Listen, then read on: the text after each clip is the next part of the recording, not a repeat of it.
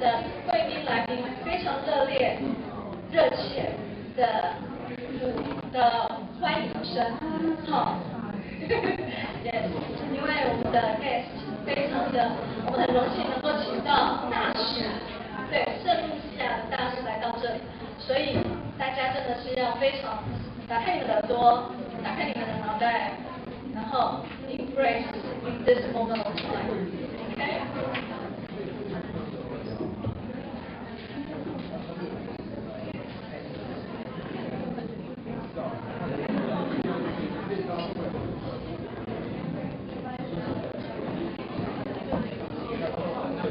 So you make sure you sign your name and you write them in the sheet so that I can calculate how many people come.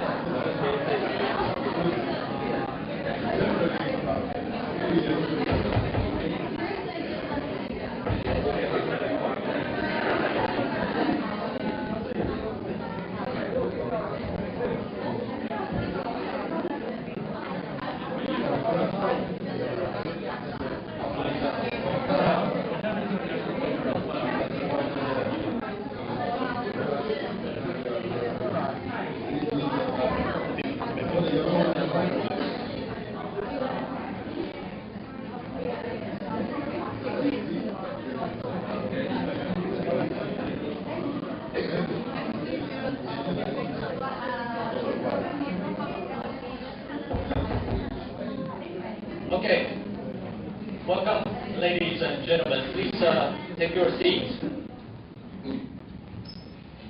Thank you. First of all, I wanted to welcome all of you on behalf of the National Taiwan Normal University and also on behalf of the College of Management. So you have come to the right place this afternoon because we have a VIP guest lecture. I will be your host for this afternoon. My name is Albert Young.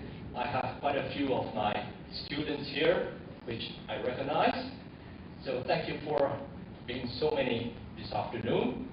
I'm a professor at the College of Management, and I teach a class, which I do a little bit of publicity here for myself, which has been rated consistently every year as one of the best classes by the students. So for those who have not had the opportunity yet to take my class, you are most welcome to do it next fall, because I come every year in September. I fly all the way from Switzerland to come to Taiwan every September to do this class. Okay, so this afternoon we have the pleasure of welcoming His Excellency Dr.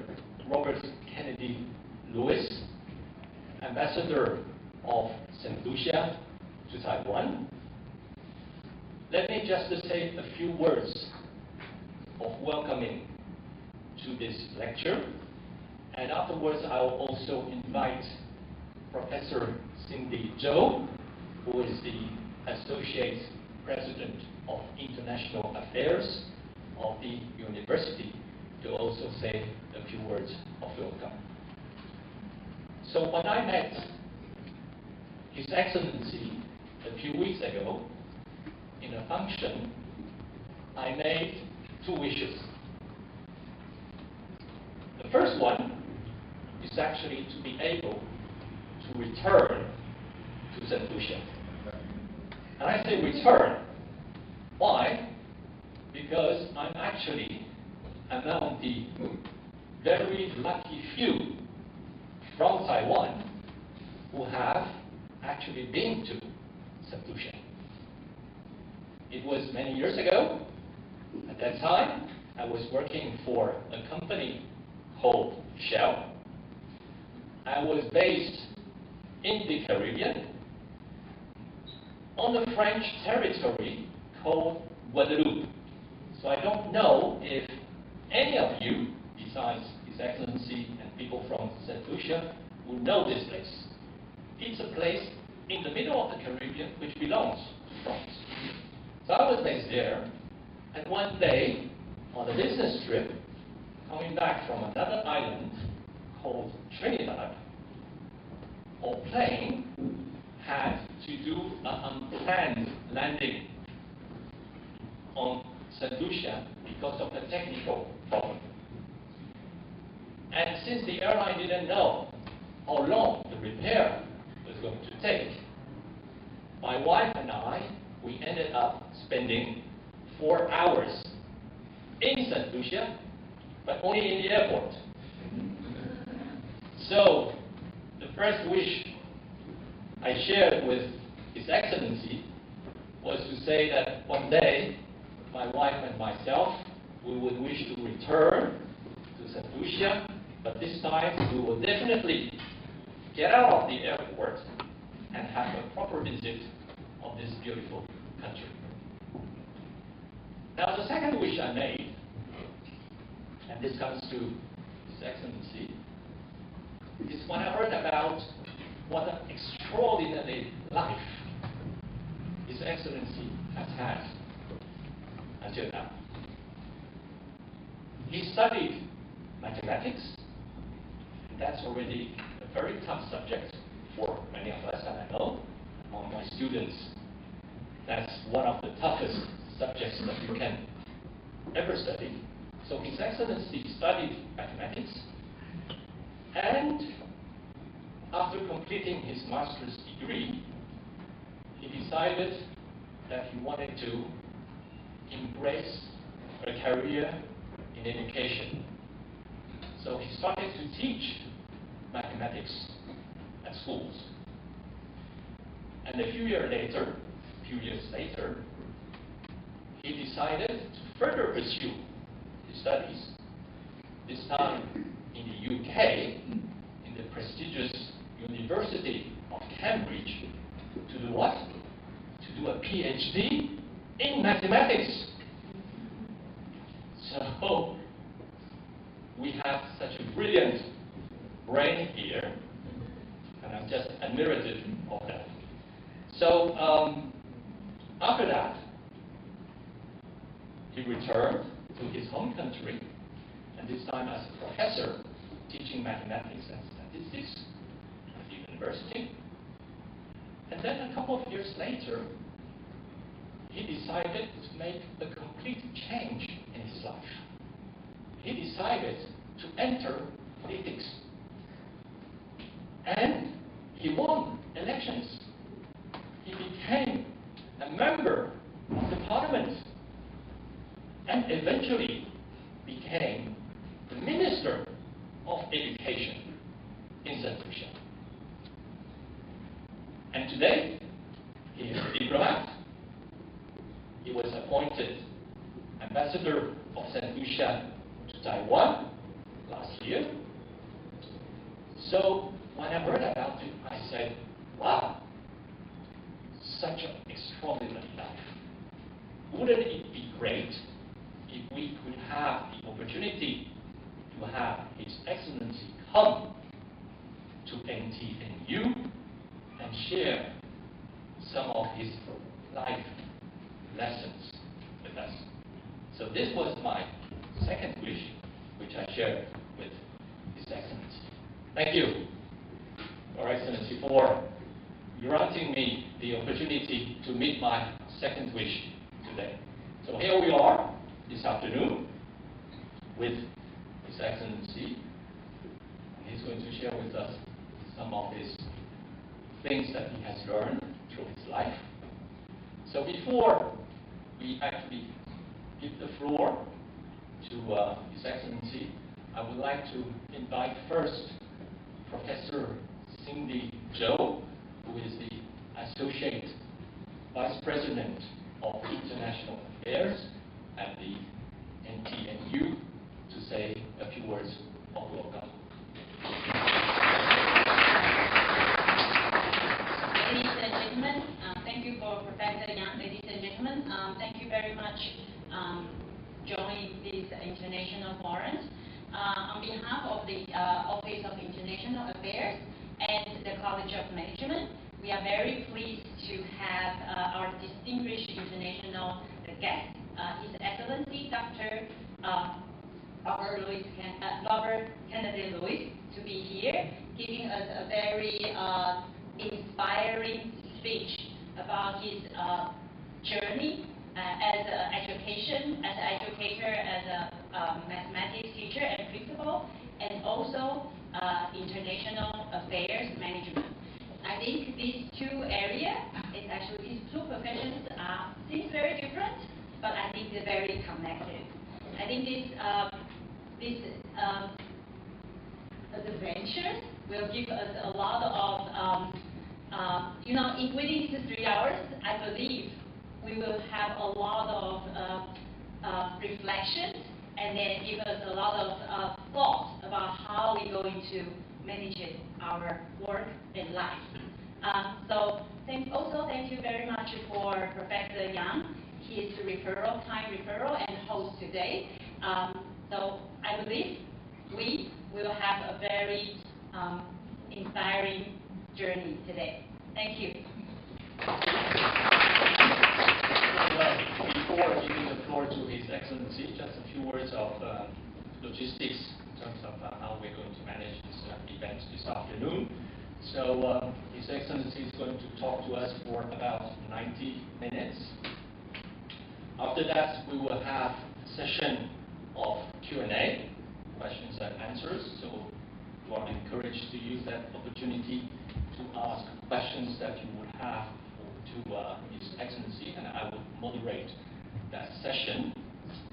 And last but not least, we will have a group photo session. So make sure that you stay until the very end so that we can take this group photo session all together. Okay? I would like to take also this opportunity to especially welcome and thank two very important persons. The first one is Lucia Bernice Springer. Mrs. Lucia Bernice Springer. She is the second secretary at the Embassy of St. Lucia in Taiwan. Wonderful Mandarin speaker, absolutely stunning, and a brilliant lady, and I'm sure she will have an extraordinary career as well in diplomacy. Second, I would like to thank Adriana Zhu. She's the executive assistant to His Excellency, and Adriana has been extremely instrumental and helpful in helping us organize this event. There were two other persons I wanted to thank, but they have disappeared, so I will just say their name. One is Eliza Wang, and the other is Grace Cheng. They are from the College of Management, and they really did all the hard work, actually, for helping us to organize this event. So with this, please join me to extend a very warm welcome to His Excellency, Dr. Robert Kennedy Lewis, Ambassador of St. Lucia to Taiwan.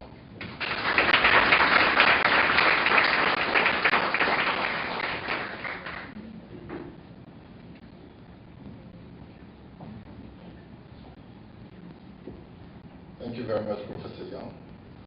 Let me recognize Professor Cindy Cho. Very important that I heard that word, that name pronounced in Taiwan, Cho, because we had an ambassador in St. Lucia, the Taiwan ambassador to St. Lucia, Ambassador Tom Cho. A lot of people could not say this. Actually, just to say, Ambassador Tom Cho now is Secretary General of the Taiwan People's Party. The Secretary General, so that's the party that Mayor Ko is the candidate. Yes, and I also want to recognize Professor Young, who is here. Let me also recognize Ms. Lucia Bernice Springer, who is the Second Secretary in the Embassy of St. Lucia, and Ms. Adriana Shu, who is my boss. She organizes, she the person who organizes you is your boss. For example, most of us are our parents. When we're younger, organizers, and they are the bosses. But when you become a parent, your children are your bosses, because you work for them. So, but this afternoon I'm very pleased. Oh, let me, since I just want to sing Mutter Fontenelle, who's from St. Lucia, and to say welcome, Mutter.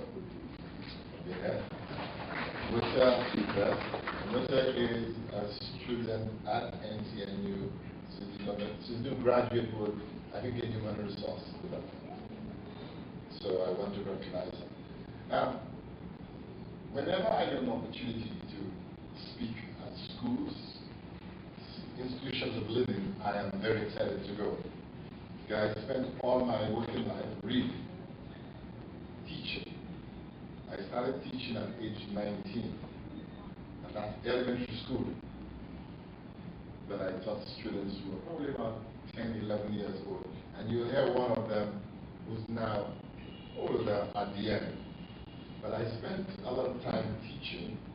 I spent 22 years teaching between elementary school and high school. So I spent 15 years teaching mathematics at high school, because that's my area. And I also was a vice principal for 3 years. I don't like the administrative part of things. I'm putting in the classroom. So when Professor Young asked me to come, I was excited. Anybody who asked me to go to any university, any school, I'm always happy. So you will see pictures of me with me. We will be out in schools, and I enjoy being in school. When you go to school, you always stay young. If you get a chance to teach, teach. If you want to learn something, teach. Sometimes you don't understand it, so now you have to force yourself to learn it so you can teach it to somebody else. I hope I know I speak quickly sometimes. Many of us in the Caribbean speak quickly, so if I'm speaking too fast for you, you could stop me and say, could you go a little slower? But I'm trying very hard to speak as slow as possible. Can everybody understand so far? Yes. But you look very, well, you are young, and you are the prime of your careers. Whether you think about it or not, this is the time of your life, whether you're doing undergraduate or graduate. I think most people do graduate work, right? Graduate work is the time of your life for you to begin to think, if you've not worked before, begin to think about all the possibilities that you can have. Because while you're a graduate student, a lot of ideas come to your mind. And that's the time you can put them into practice. The books are important, but you need to do a little more now. Apply some of the stuff that you are learning and to convince somebody that you want to work for them. So let me start by saying this afternoon, when we begin in a while, I will have, it's going to be obvious for math teachers to put something on mathematics. So I'm going to have about 4 questions in mathematics. Simple questions. It's like 1 plus 1. And then Ms. Springer will, whoever wants to answer the question, and you answer it correctly, see, math is an objective area. Once you answer correctly, we'll give you a little token of St. Lucia. And if nobody can, we'll still give the person who process that token, because we don't want to go back to the embassy for tokens. So let's start. I'm pointing in which direction? I'm hearing, oh, it's the, let's see. Okay, so maybe it has been sitting there for too long.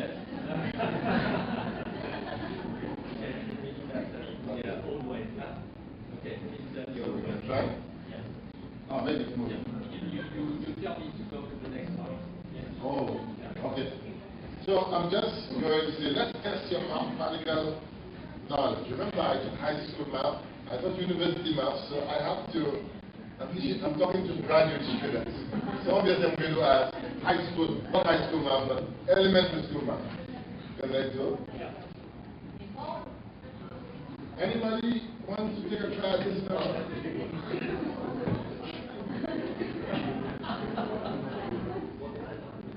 What number is this?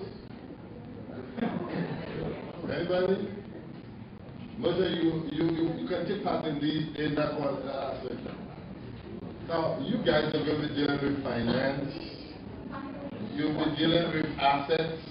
So no. I just want somebody to tell me what number this is. Like, is it 2,000? What number is this?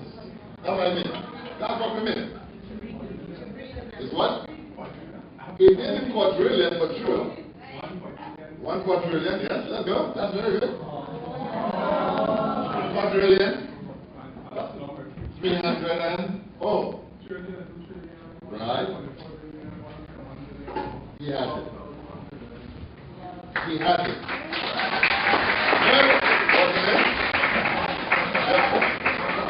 Joshua. Oh, Joshua is the commander in Bible service. Now, Joshua, if you, the key is Joshua knows, once you know about this, once you know, let's just go back. Oh, I am the one now playing. Okay. Once you knew what number this is, the others follow. Once you know what this one is, now you don't know, sorry. If you don't know what this one is, then you start here. Where are we? Am I clicking? Yes. Oh, so that means it's working, Professor. Okay, so let's just go back. Since then I'm very good done. Once you know what this number is, you know the others. But if you don't know what this one is, you can start here. Because in math, one of the good things about mathematics, we try to use comma for every period. So if you know this is already 100, then you know this is what? Sorry, we started in of 100, then we go to the next one would be hundreds of thousands, and then you go to hundreds of million, and then hundreds of billion, and then hundred of trillion. Yeah, numbers really. It's after millions, it's billions and trillions and quadrillions and quintillions and sextillions and septillions and ochillions and nonillions and decillions, and you can go on and on and on. Now, all of us would like to have that much money, right? Alright.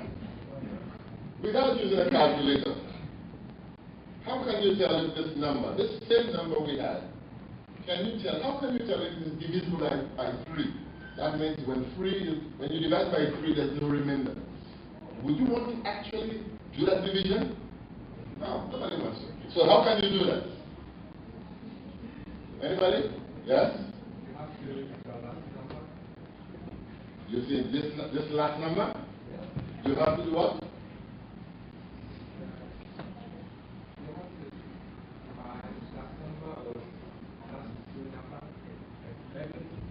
It means you know something about it, but it is not quite all 3.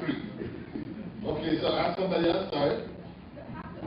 All the numbers with kind of like that, we should like add them all together, and if that like the number is just kind of like divisible by 3.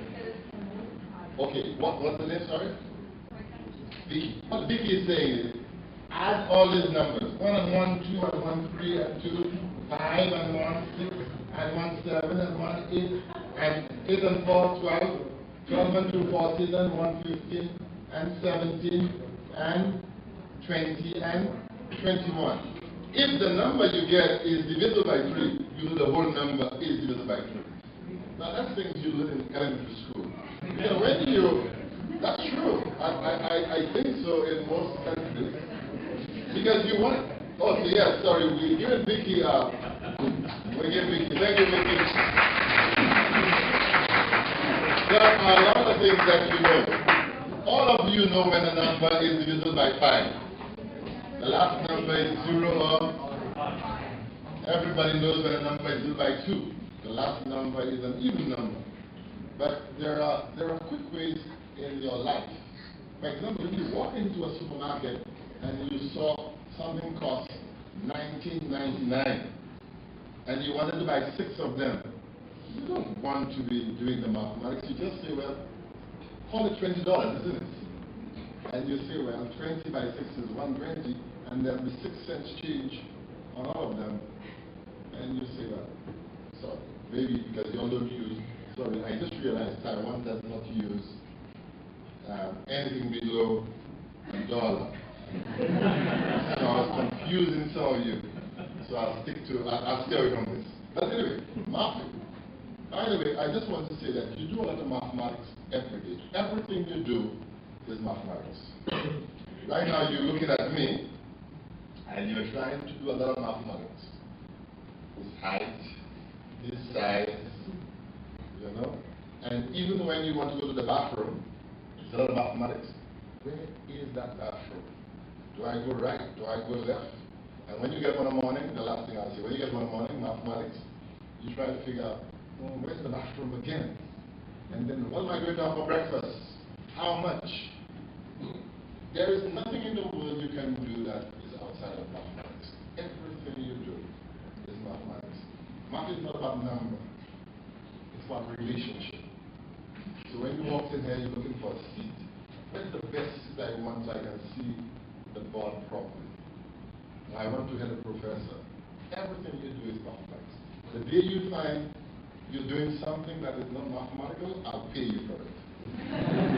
Let's go to the next question. But that was, as Vicky explained, you add the numbers. Can you go? Okay, that's one problem. How many dogs are there in a regular diet? 21. Wow. Now, you believe I've done it before? Because when we play with a die, of course, more than one is dice, right? Plural, but one is die. When you play with a die, these are things you want to know. Because sometimes, for example, when I was a student in New Zealand, I was listening to the radio and it says, how many dogs on a die?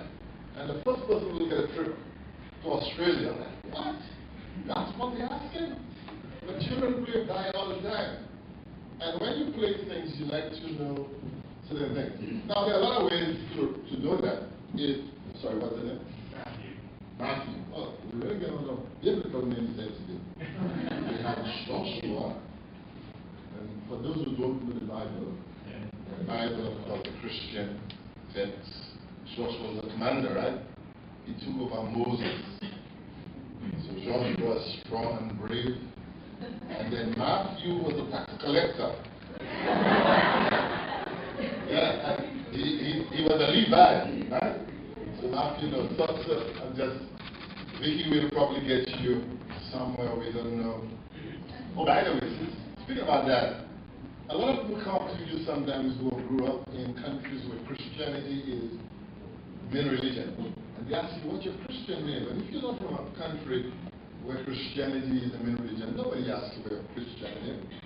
Because in Christian countries, you're born Roman Catholic, you have to get a name from the Bible. Or the priest will not baptize you because you couldn't get some names. Like my name is Robert. You can tell Robert Kennedy for some reason. Anybody know Robert Kennedy?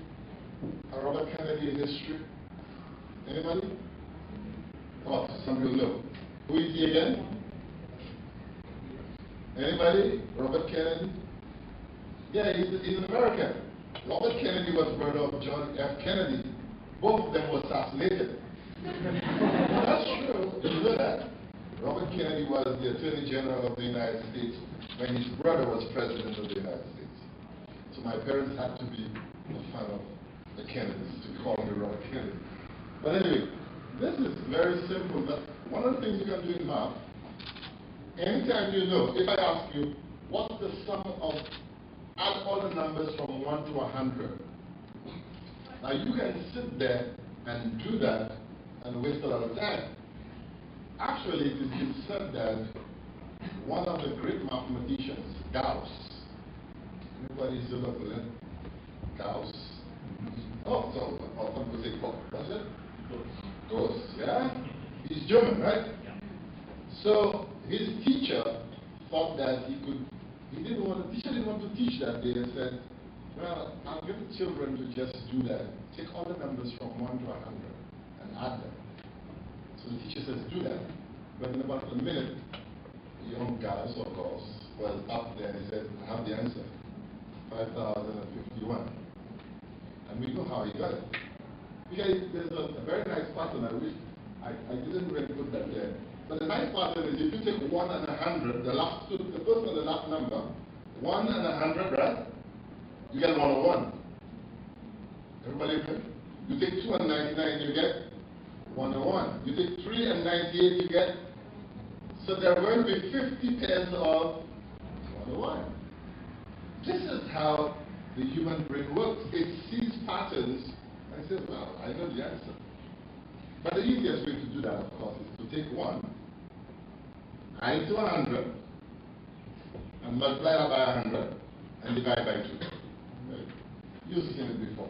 I know all of you in high school math, so you know. You take the, how many numbers, N? How many numbers? You had 100. You add 1 to it. You multiply by the number of numbers, and then you divide by 2. So what Matthew would have done, for example, there are 6 numbers. 1 and 6 are the last 2 numbers. The highest number and lowest number. 1 and 6 is, 1 plus 6 is 7. Right? Also, When we touch this board also, oh, this is real good technology. That's the idea. Oh, I'd love to teach math on that. Okay. So, but I know you don't really think about it. But in life, mathematics helps you to solve a lot of problems. It's utility for a lot of people. In business, you're going to use a lot of mathematical stuff that you know to do business. We're not talking about accounting, but you know concepts of percentage in your business. And so when you're going to negotiate contracts, nobody's going to say, I want to know what the best is. So if somebody says, we'll give you 10% for 5 years, and we'll give you a bonus of half of everything that you earn. You want to know your mathematics because you want to know what is the best deal for you.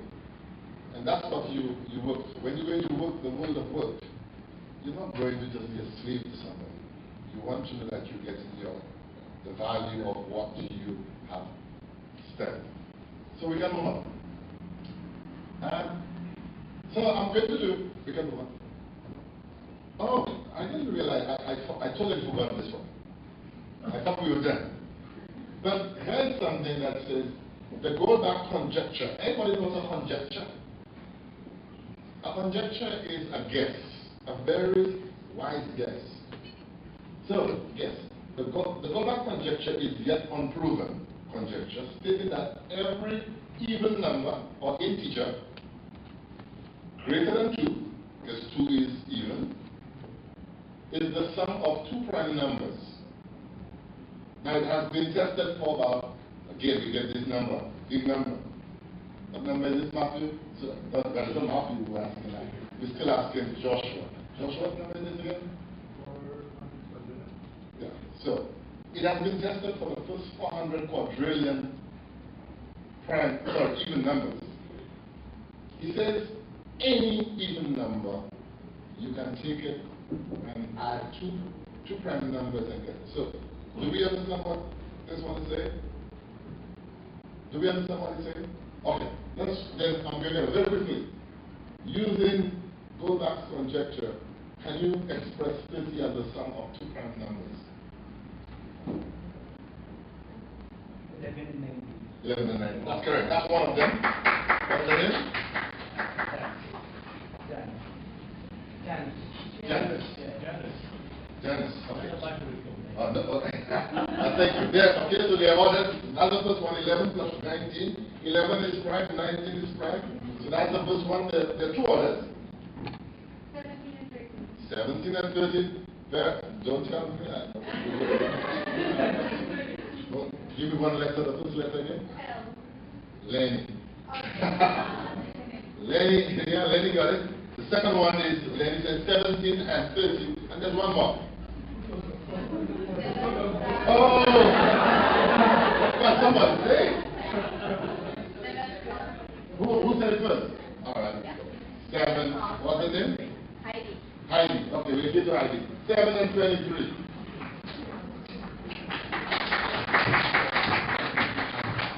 Now, look. The world has a lot of information. You can never amass all the information there is in the world. You're only going to depend on people around you. That's why different people go into different professions. So there are a lot of mathematical conjectures that are still out there, waiting for somebody to prove.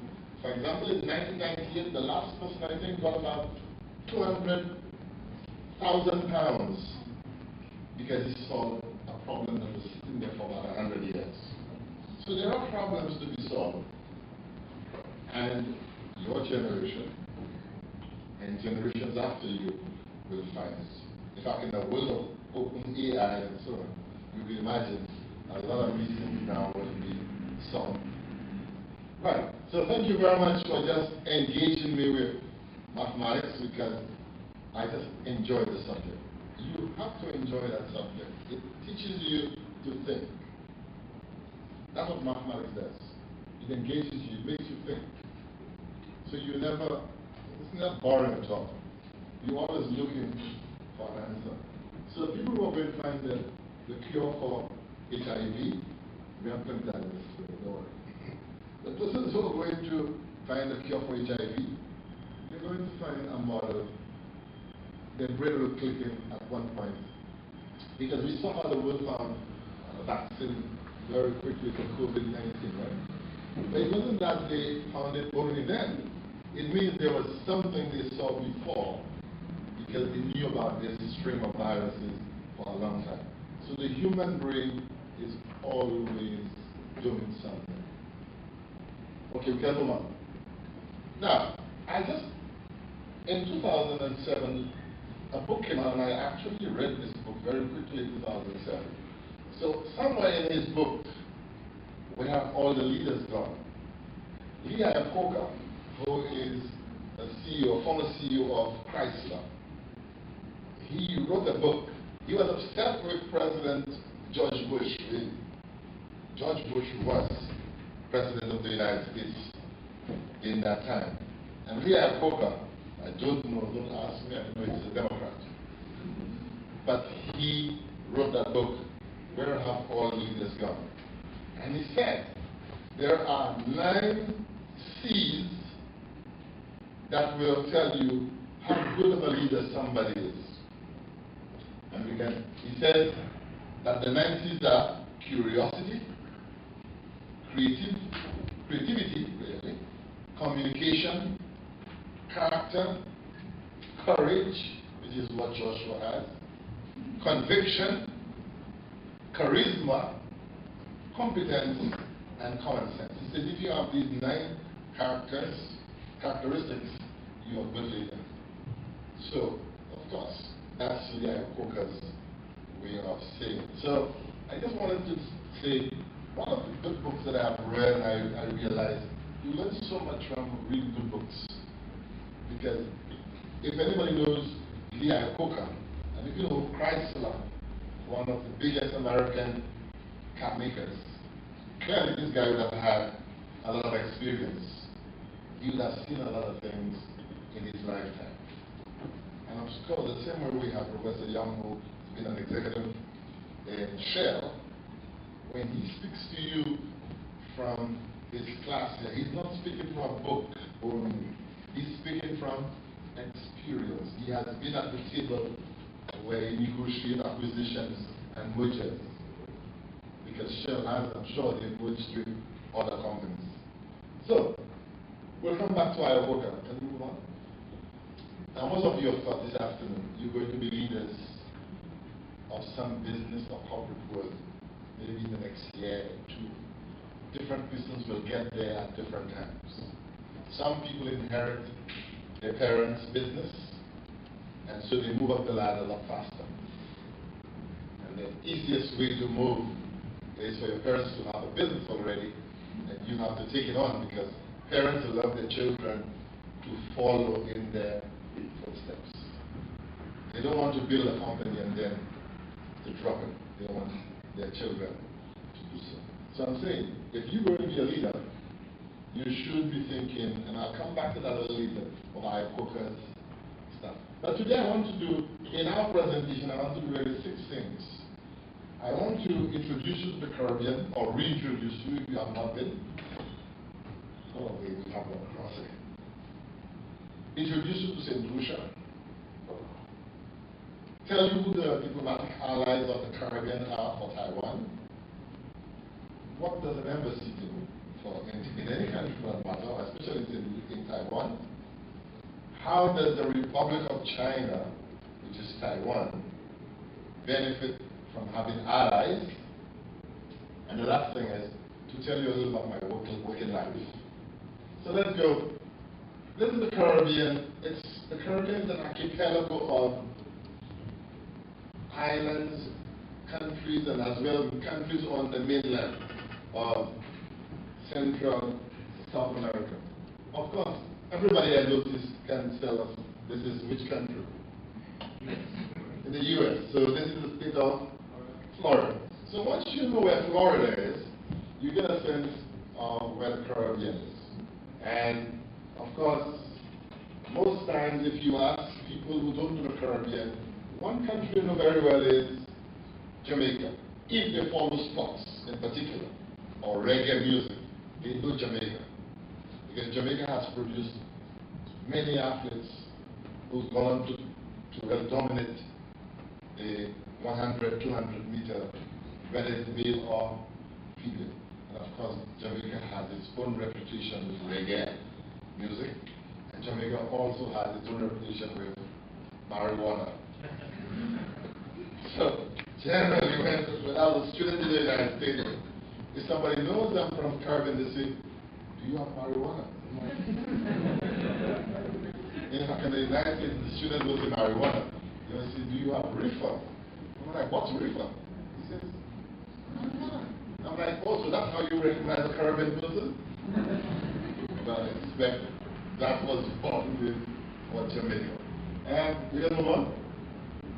St. Lucia is in the Caribbean, and St. Lucia is called the Helen of the West Indies. Now there's the myth about Helen of Troy. I'm sure some of you have heard about it. So St. Lucia, the reason why it was called the Helen of the West Indies, it was fought over by the British and the French many times. So from as early as probably the 1500s or the 1400s, either the French or the British had the country as a colony. And it moved back and forth between these two until in 1863, St. Lucia was finally given to the British by the Treaty of Paris, and we settled it that St. Lucia is now was a colony of the United Kingdom. But if you can listen to my voice, you can tell that English was not the main thing that became apparent in St. Lucia. The French was more dominant. If you talk to any St. Lucian, you can hear somehow some French accent in there because of Creole, because of French Creole we speak. Even the food, the French are different to the English, how they carry their bread. The French carry their bread under their arm. You see that? Some of you, the French, they are a loaf of bread and they'll carry it under their arm. And the French are very unique for things. So, yes, we can move on. So St. Lucia, if you pull up the islands, yes, if you pull up the islands, I think, it's all right, I'll stick that. But you can see, if you pull out St. Lucia, you can see St. Lucia is almost in the middle of the Caribbean. Professor Young worked in Guadeloupe, just about 3 islands north of St. Lucia. By air, small aircraft, just about an hour if you fly a small aircraft. A big aircraft will be 15 minutes, but small aircraft. So St. Lucia is right there in the middle of the Caribbean. Yes, we can move on. Just a little about St. Lucia. The capital is called Castries. St. Lucia is a very small country, very small country. Only 617 square kilometers. Now, let's not put Taiwan in that just yet. Let's take Singapore. Singapore is about 708 square kilometers. 720. So St. Lucia, just a little smaller than Singapore. So you can tell how small St. Lucia is. Like Taiwan's standard, St. Lucia can go into Taiwan about 57 times. So you cut Taiwan into 57 pieces, and that's St. Lucia. So yesterday I was like listening to somebody say, of course that's true. Taiwan is a small country. And I'm like, oh my goodness. If she wants to say that, I don't even want to engage in the conversation. Like, Taiwan, that's true, Taiwan is a small country. But if you think Taiwan is small, think again. Because there are smaller countries, the Nauru, right? I'm using Nauru, or in the Caribbean, Montserrat. Very small, but beautiful countries in the Caribbean. And yeah, so St. Lucia, I didn't have, some teachers really don't look at their own stuff. It's actually there for me in Singapore. You must remind your teachers, look at your own stuff. And So now St. Lucia is exactly 12 hours behind Taiwan. So when I look at my clock, my watch now, and I see it is now 7 minutes after 3, I know it is 7 minutes after 3 Friday morning in St. Lucia. So I never have to change, I never change my watch. I just have to know 12 hours behind Taiwan. Exactly 12 hours. Because St. Lucia is about 60 degrees. Now those who do geography would know. Every 15 degrees latitude you gain an hour, right? So St. Lucia is about 60 degrees, 61 degrees west. Taiwan is about 120 degrees east, 12 hours difference. Yeah, don't try to think that. Geography is a wonderful subject to know because it tells you a lot of things about the world. Right, so St. Lucia has, of course, its own form of government. St. Lucia follows the Westminster. Now, Westminster is the government style that is used in the United Kingdom. So St. Lucia uses that sort of government. We have a legislature, which is the parliament. We have an executive, which is the cabinet, really, of ministers, and we have a judiciary. Of course, everybody knows in political science and in your civics, the legislature makes the laws. The executive will implement most of these laws, and the judiciary, the courts, they will try to interpret the laws. Not that I said they will try to interpret. There's different judges who sit there, they make their own judgments sometimes. They interpret it as they want. That's not necessarily true, though. When you get a court of law saying something, a court of law does not always mean that they're right. It just means, according to how they interpreted that law, you have been found, there's a verdict. But you cannot say that you always get justice when you go to court. I hope there's nobody doing the law here. King Charles I is the head of state in St. Lucia. King Charles is the head of state for about 14 or 15 realms. Now, what's a realm? Australia is a realm of the United Kingdom. New Zealand is a realm. Canada is a realm. King Charles is the head of all of these countries. Are you aware of that? Commonwealth. Professor Young is the word Commonwealth. The Commonwealth, well, that's true, Commonwealth, but the Commonwealth also is a little bigger because there are countries that are no longer, they don't use him as head of state, but they were members of the Commonwealth, like India and Pakistan and Sri Lanka now. You see, why is he staying in that part of the world? Well, we can take a lot of countries in Africa also, and we can take other countries like in Asia, but there are about 54 members. But right now, King Charles III is head of about 16 countries, the United Kingdom and 15 realms. So, all the countries in the Caribbean, most of them are realms, from Bahamas, Jamaica, Barbados, St. Kitts, Nevis, St. Vincent, Grenada, St. Lucia. The last country to break away from King Charles was Barbados. It broke away exactly 2 years ago, November 30th, 2021. Barbados is no longer is King Charles head of state. We have our own president. Now Taiwan, of course, the head of state in Taiwan is the president. But the head of state in St. Lucia is King Charles. There are two political parties in St. Lucia, really, two. St. Lucia Labour Party and the United West Party. These two parties, they form the government after every election. I was a member, I'm still a member of the St. Lucia Labour Party. You see, I have to speak that way as a diplomat. But I'm really a political appointee, right?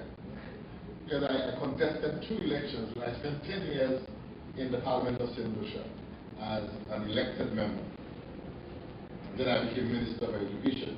Philip J. Pierre is the Prime Minister of St. Lucia. He was here last year. We can move on. The Caribbean, of course, St. Lucia, look at the population. Small town, 184,000. And you're like, wow, that is small, isn't it? That's like a small village somewhere in Taiwan. So, the main religion is Christianity. A lot of them, most of them are Roman Catholics. The Eastern Caribbean dollar is the main currency. $1 US is about $2 or $3 Eastern Caribbean. And so about, if you do your math, if $1 US is about $2.71 Eastern Caribbean, then one Eastern Caribbean dollar is about $11.85 in Taiwan. So if I'm just looking at the price of anything in Taiwan, I just divide by 10. Because it makes it a lot easier. Yes. And if American is doing that, of course, the Americans just divide by 30. So it makes it easier for you. Because right away you want to buy a meal and you say, 300? Ah, that is only what? $10? $3? What did you say? It's $10, right? The Americans, I'm talking about. Yeah, because the Americans say, oh, that's very cheap. And that's why when you do economics, you realize that the exchange rates are very important. The American student who is here in Taiwan, when the American dollar is very high and he's buying in Taiwan, he's happy. But not when he's buying US. Because it depends on what you're doing. If you buy US dollars, you're not happy at all. You're waiting for it to, because you want it to get as low as possible before you buy it. But when you sell it, the higher it is, the better. That's business. Right, so we are proud of two of our sons in St. Lucia. Sir Arthur Lewis, who won a Nobel Prize in Economics in 1979, the same year St. Lucia became independent. And this gentleman, Sir Derek Walker, who won a Nobel Prize in Literature.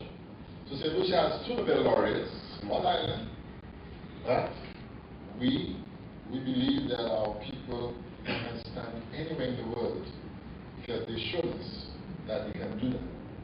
And therefore, when I was a student at Cambridge, I had a friend from Botswana. So he said to me one day, "Where are you from again?" I said, "St. Lucia." He said, "Where is that?" He knew where it was, but he was trying to make fun of me. So I said, "Excuse me." He said, who looks about St. Lucia? And I said, "What book are you reading at the moment for your economics course?" He said, "Arthur Lewis's book." And then he said, "Oh, sorry, man." And then he remembered, he studied Arthur Lewis. The size of the country really does not matter. In fact, Taiwan is a world leader in semiconductors, isn't it? Taiwan is punching above its weight in the world. It is. When you have superpowers fighting over you, it tells you there is something that you're doing well. And Taiwan can tell itself at the moment, well, we are part of the supply chain. And everybody knows that as long as there is stability in that part of the world, we'll be happy. Sorry, what time? Now? No, we'll just put up when this. So, yes, I was saying about Taiwan. Taiwan is ranked about 18th in the world in terms of the amount of its, I'm looking something about the world back there. It's the amount of its GDP. Its GDP, 18th. Can you imagine there are about 200 countries in the world, small Taiwan? Again, it is not about your size. It is what you can do. So, we can move on. St. Lucia has this beautiful landscape called the Pitons. It's these two twin peaks that are rising from the sea. They're called the Pitons. And they have been UNESCO, everybody knows UNESCO? UNESCO is the cultural organization in the world that says, all right, we will be the ones to decide which parts of the world you have to leave for us. It no longer belongs to St. Lucia, it belongs to everybody. They say, you cannot do what you want here anymore, because we are saying they are World Heritage Sites. There are a lot of heritage sites in the world, many of them, all over the world. I don't know if Taiwan has any particular heritage sites. No?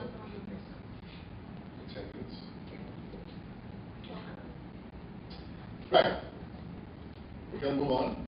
Now, if you look very quickly, just oh, we did. All right. I'm told your break is now. And if I want to come back to speak here, I would have to follow the rules. So we're going to stop here at the moment. For how long? 10 minutes. 10 minutes. Okay, so we take a short break for 10 minutes. Thank you very much, and then we'll come back. Thank you.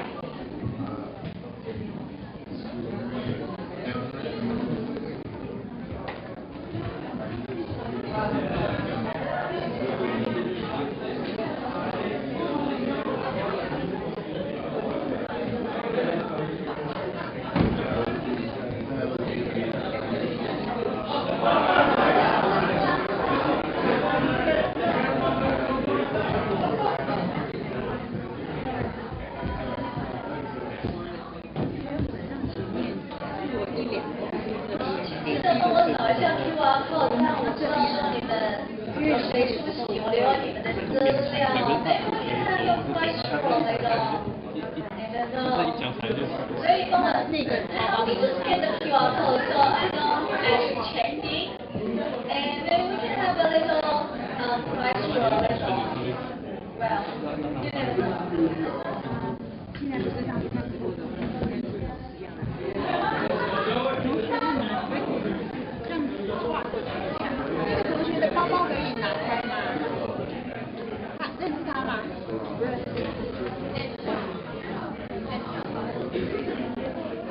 你的包包可以给人家放，给人家做吗？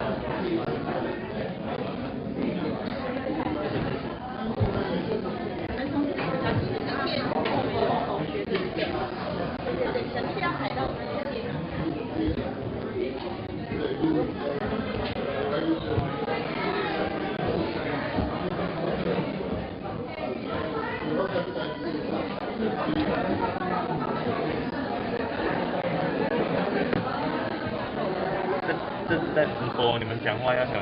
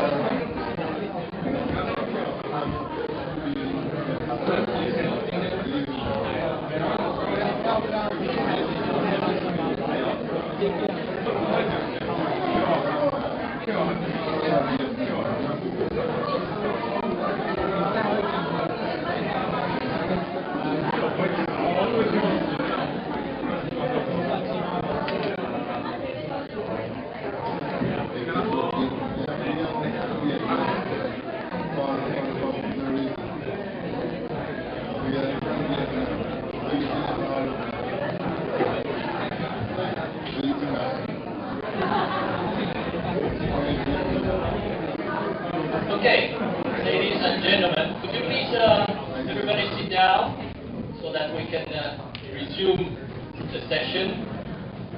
There are more students now joining us, and if there are not enough seats, I will ask them just to sit on the floor and be with us all together instead of having them to follow you on the video screen in another room. I think it's better for us to be together in person, right?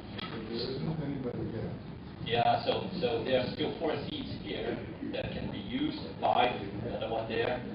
Yes, so if they come in, please let them join us. That's no problem at all. Okay, Thank you very much. So we're going to resume the second half of this session, and I will hand over to His Excellency. Thank you very much for those who just joined us. We're happy to have you. I'm Robert Lewis from small St. Lucia. But we already agreed that size really does not matter when it comes to country. What really matters is the heart of the people. And Taiwan has shown the world in particular that it can compete at many levels. Right, so we were talking about, just quickly, and I'm going to move a little faster because what I really want to get to is the other stuff. These are the countries in the Caribbean with diplomatic relations with Taiwan. You see Belize, Guatemala, Haiti, St. Kitts and Nevis, St. Lucia, St. Vincent. And just to say, sometimes you will not have St. Kitts and Nevis, you will have St. Christopher and Nevis. The official name of the country is St. Christopher. We can move on? Okay, let's talk a little about the role of an embassy. Any embassy for that matter, not just the St. Lucian embassy. But the role of the embassy is to create a presence in Taiwan. Because of our presence in Taiwan, we are always going to be invited to different functions, and in that way people get to know St. Lucia a lot better. Now, just a little history. St. Lucia first established diplomatic relations with Taiwan in 1984. 1984, 5 years after independence, St. Lucia established diplomatic relations with Taiwan. A number of things happened in those years when Taiwan and St. Lucia established diplomatic relations. Of course, you must know that the People's Republic of China, mainland China, has made it clear that countries can only establish diplomatic relations with either the PRC or with the ROC. So the People's Republic of China, which is mainland China, said, if you have diplomatic relations with Taiwan, you cannot have diplomatic relations with us. It's either one or the other. And St. Lucia chose Taiwan in 1984. But St. Lucia broke relations with Taiwan in 1997 under St. Lucia University. But we resumed diplomatic relations with Taiwan in 2007. And there are a lot of reasons for that. First, we need to build relationships. And St. Lucia and Taiwan has built a lot of relationships, social relationships, cultural relationships, not too much trade. There is some trade, but nothing really to talk about. One of the things that St. Lucia has social relations, cultural relations, is we send a lot of people to Taiwan. They come here. We have about 200 St. Lucian students in Taiwan at the moment. Lucia is only one of about 200. So, Bernice was a student, a graduate student at NCCU, National Cheng University. So she was a graduate student there after she did a first degree in the United States. We want to strengthen bilateral trade in agriculture, in business. All these areas are important. And also, we want to meet the needs of St. Lucians who are in Taiwan. So whether St. Lucian has a passport that has expired, there must be consulate services, passports, to renew the passport, to have something signed, the embassy will do it. Of course, while we were thinking AIT, which is the American Institute in Taiwan, we don't call it an embassy, but it really is an embassy. And probably they're probably the biggest in Taiwan. The United Kingdom has offices there, many countries. They don't have diplomatic relations, meaning that the head of state will be talking officially. They do have relations because Taiwan does have 23 to 24 million people. They can't just be wiped out. And let me just say that St. Lucia would love to be friends with the 1.4 billion people on mainland China? Of course, we would love to. But China says, no, you can only have with Taiwan, and you can't have with us. But we do have certain things that shall we still deal with China the very same way that the United States deals with Taiwan. People are always going to talk. Isn't that true? Yes. There will be politics, but people will always talk. Now, we can move on. You can see us going places, I told you. Here's an elementary school. And when we are with us, in fact, that's the Ascension ambassador. She's the Dean of the Diplomatic Corps. The Dean of the Diplomatic Corps is the person who has served in the country for the longest. Ambassador Bowman from St. Vincent. She was an elementary school teacher. Then she was a principal of high school. So we love to go to schools. And Ambassador Francis from St. Kitts, who also there, was a teacher of English, and he studied here in Taiwan. Can we move on? There's a school, Nanchang High School in Taipei, and I'm supposed to go back to Nanchang on the 12th of January next year. So they want me to come back. This is Blessed Imelda School in Taipei. Of course, there are other schools that I've been to. We will not have them. We also have relations that we build, and people help us build relations. There's a restaurant in Taipei. Well, there are about 12 of them in Taiwan. ABV, they have foods of different countries. And there's one in Taipei which has put up foods of St. Lucia on display for the whole month of November and December. And of course it will be, somebody can go and get that food throughout the year. And we're very thankful to Ms. Cheng, is it? Oh. Camille. All right. Now, St. Lucia main dish, national dish is codfish and green bananas. Yeah, that's green bananas. You boil it when it's green, it's not ripe yet. And then you eat it with codfish prepared. So now it's a very nice food. I know. But we love codfish. Now, there's a history behind the codfish. You know it's dry and it can stay for a long time. And that was really used a lot during the times of slavery, of course. There's a history behind it. Plus, West Indians love codfish. St. Lucia takes part in the Taipei International Fair every year for the last, I think, 4 years. So we also meet people. I thought my daughter, my wife, you can see St. Lucians.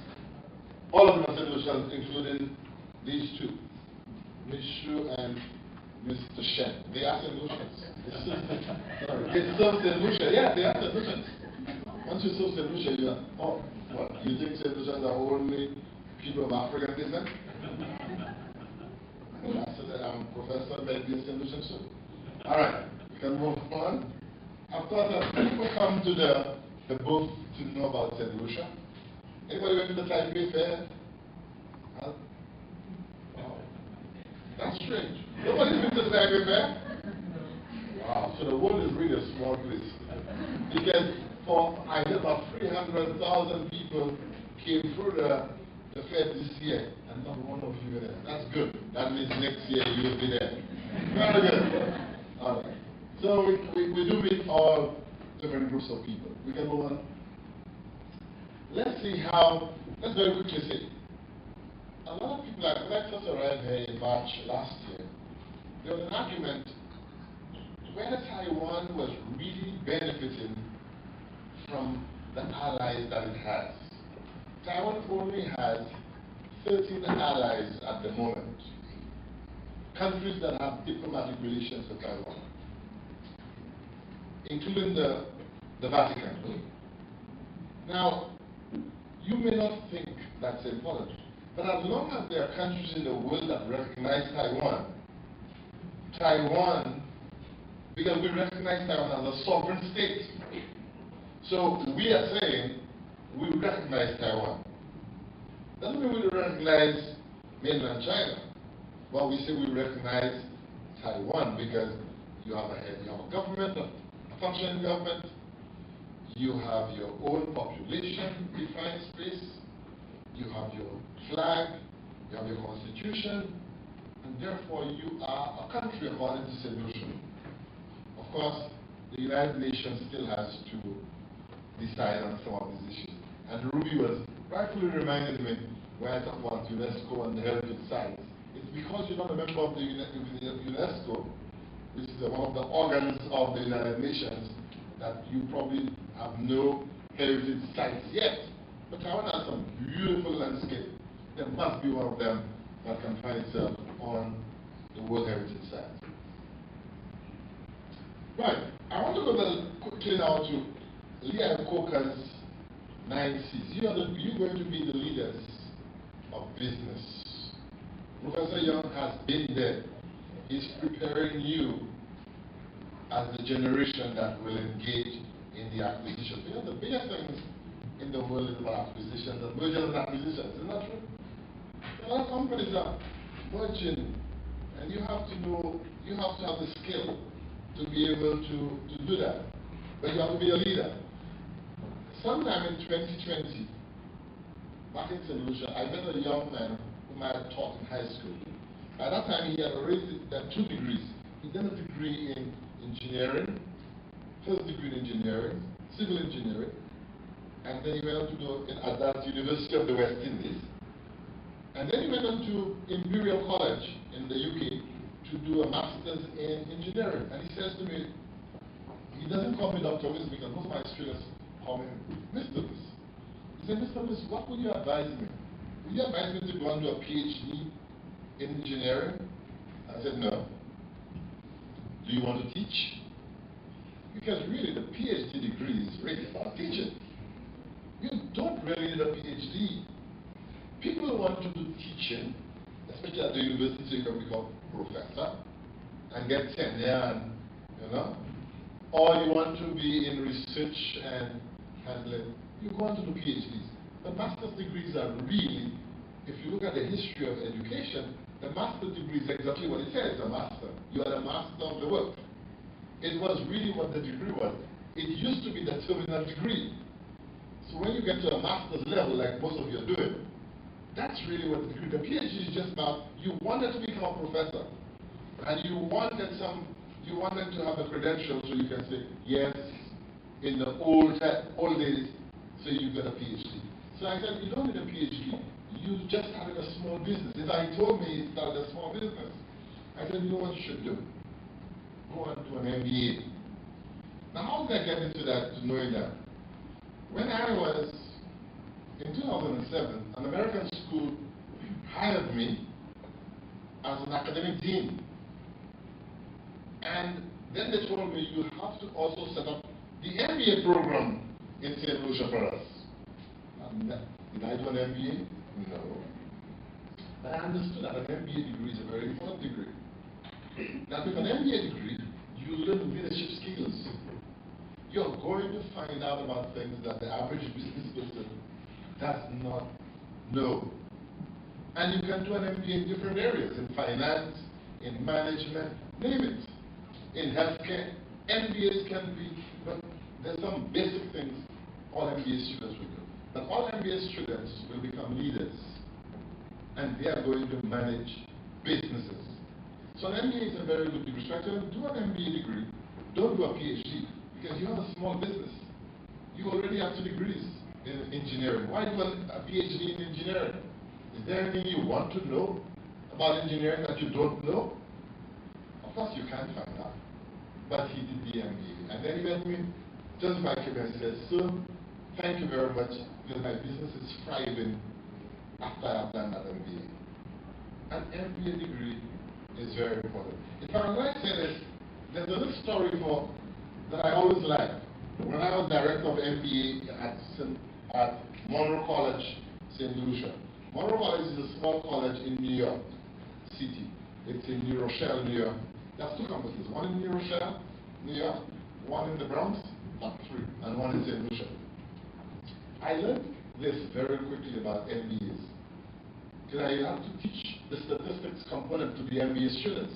And I learned a lot of stuff. So one of the stories I came across was the story of FedEx. You know the story of FedEx? Everyone know Federal Express? Yeah. FedEx. Smith is the founder of FedEx. And one of the stories about Smith is that he went to Yale University, and while he was there, one of his papers, he had to write a paper as a final paper to set up a business. And he talked about he will have a business that will ship stuff overnight.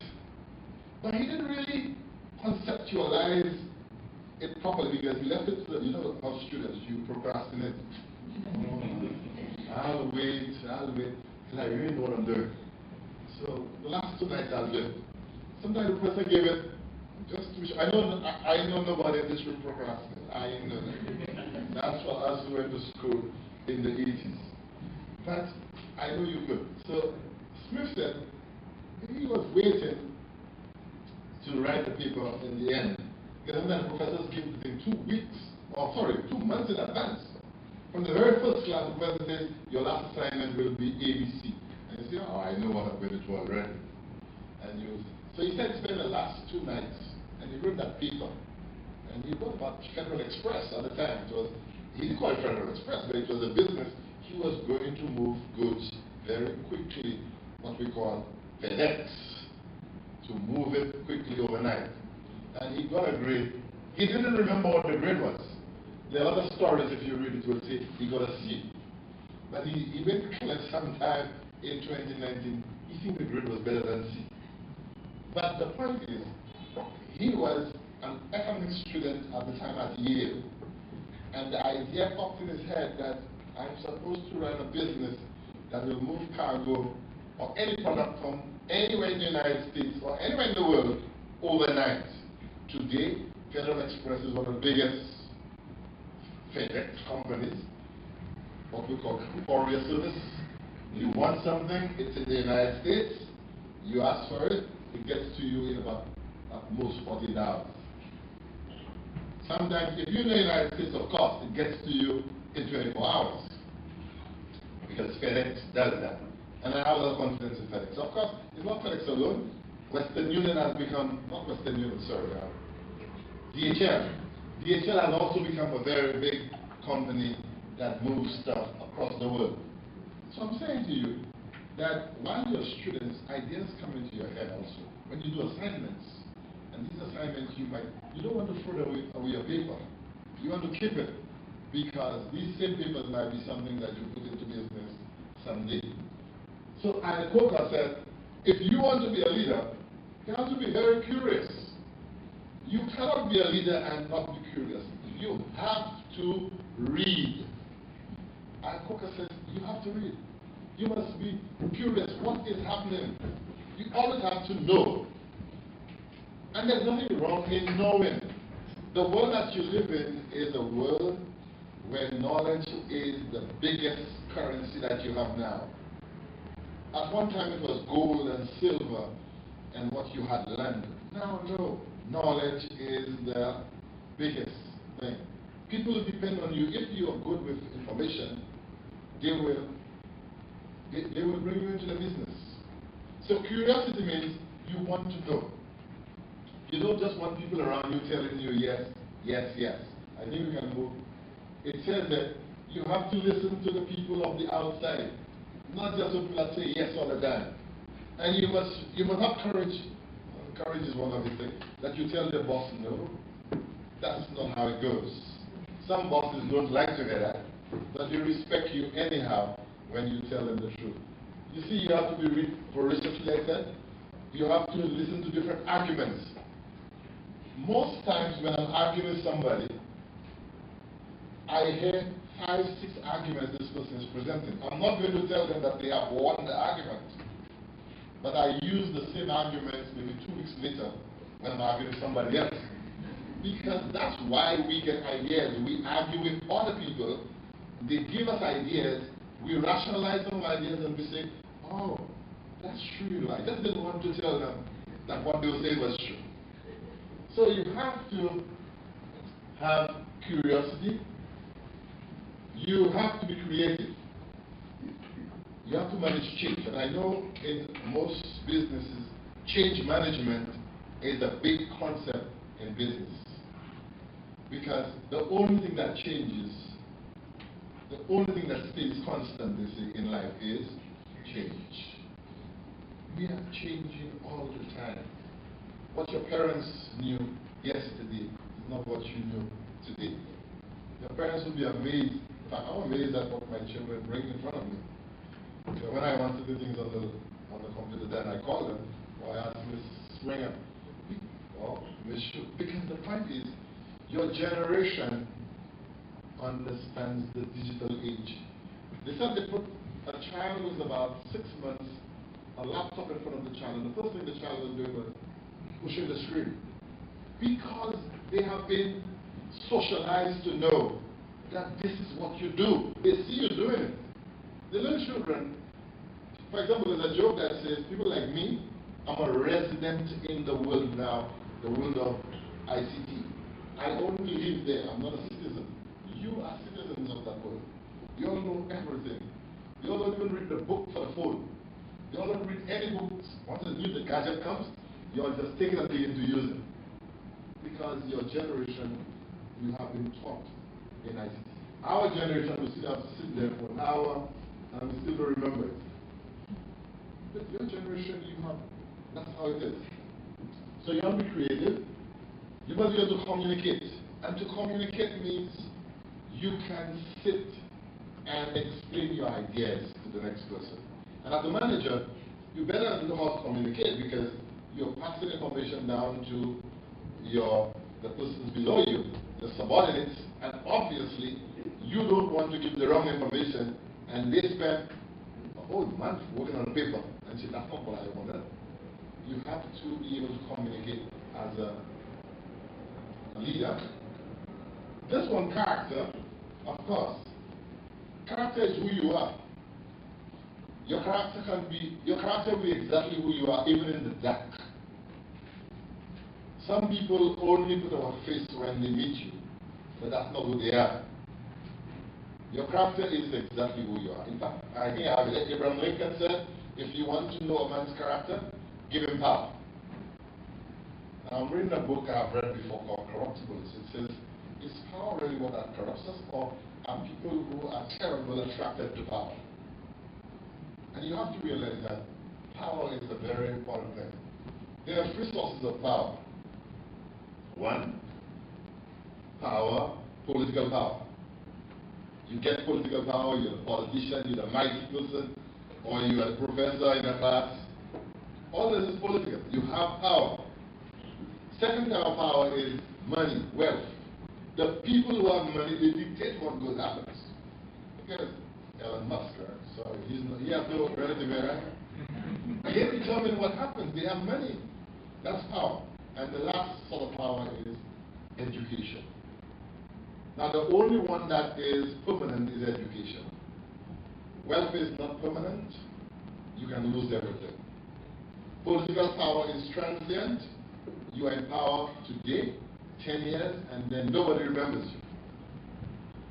Because if I ask you, who is Manuel Noriega? How many of you have heard of Manuel Noriega? Exactly. Manuel Noriega was the president of Panama. Powerful man. But the United States took him down, didn't it? Of course, we don't talk about the United States too much today. But the United States can take you down. They're the world power. In fact, one of America's greatest diplomats died yesterday. Kissinger, is it? Kissinger is Jewish. But Kissinger understood the power of politics. He fled out of Germany with his parents in 1938, went to the United States, became a member of the military. And after the military, he entered Harvard University because of a GI Bill. And Kissinger was probably one of America's greatest, because that's debatable, but one of America's greatest diplomats. Kissinger is probably responsible for a lot of what's happening between Taiwan and China today. because Kissinger was one of the first persons to really have the United States to open up to this whole idea of having a relationship with Communist China. So these are things. Now the reason I went to all this is to show you, you have to understand that world that you live in. Power is only for a while. The only power that is permanent is knowledge. We have to sit here, right? Yeah, we do. You can come. Don't worry. You can come. We're very happy to have you. Right. So, but Abraham Lincoln says you can know how a man is going to be with power by giving him, how his character is by giving him power. If you find the people who are humble, because when you have power and you know you have it, you don't have to show that you have it. Everybody knows. And the most humble people who are in power, they are the most effective ones because they know. So the professor who knows, I'm the professor of this class. I have to keep reminding you every time I'll take up marks from your assignment. But I know soft power. So power for character building is very important. How you use power. Courage. The last one I like is really with courage is not to have tough talk, but sit down with the people you disagree with, and you can talk with them. And that's where courage is. So I don't agree with you, and I can sit across the table, and I can look at you in the eye and say, I'm not supporting what you say. Now in democracy, you don't have to agree with the person, but you respect their rights to that. So I may not like the way you drink your coffee, or I may not like your politics, but we can agree to disagree. And that's what courage is about, talking to somebody across the table. And the best thing they say when you want to keep your enemies at bay is to keep talking to them. If you don't talk to your enemies, you're in trouble. The people who are not supposed to be enemies, adversaries. In politics, they're not really enemies. Every leader in the world wants to do the same thing.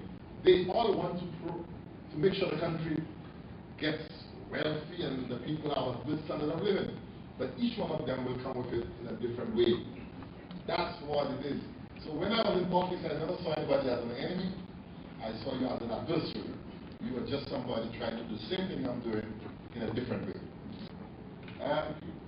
Conviction, of course, is to say it's the finding of daily.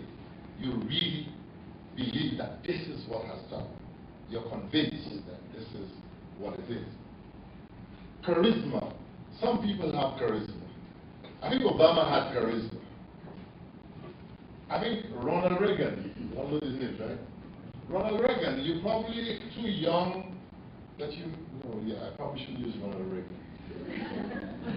Yeah, you're too young for that. But Obama, Bill Clinton, maybe too young still? Wow, we're real old in there. Maybe. But seriously, I look at young leaders that right now, this leader who's been jailed in Myanmar, I love this person. I mean, she has charisma, you know. Charisma is that quality that makes other people want to follow you. When they see you, you know, all of you know who the leaders in this class, the biggest leaders are. They just walk in there and they have what they call presence, isn't it? They just walk in and you say, this is the leader. Or they start speaking and you know, that's the person I'll be following. Charisma is a part of leadership. People want to know that there are people who may walk into a family gathering and nobody notices them. But there are those who walk in and everybody, they know that you are here. So charisma is a good thing to have. And I think there are two more on this. You have to have confidence as a leader. You cannot be a leader and you don't have the confidence.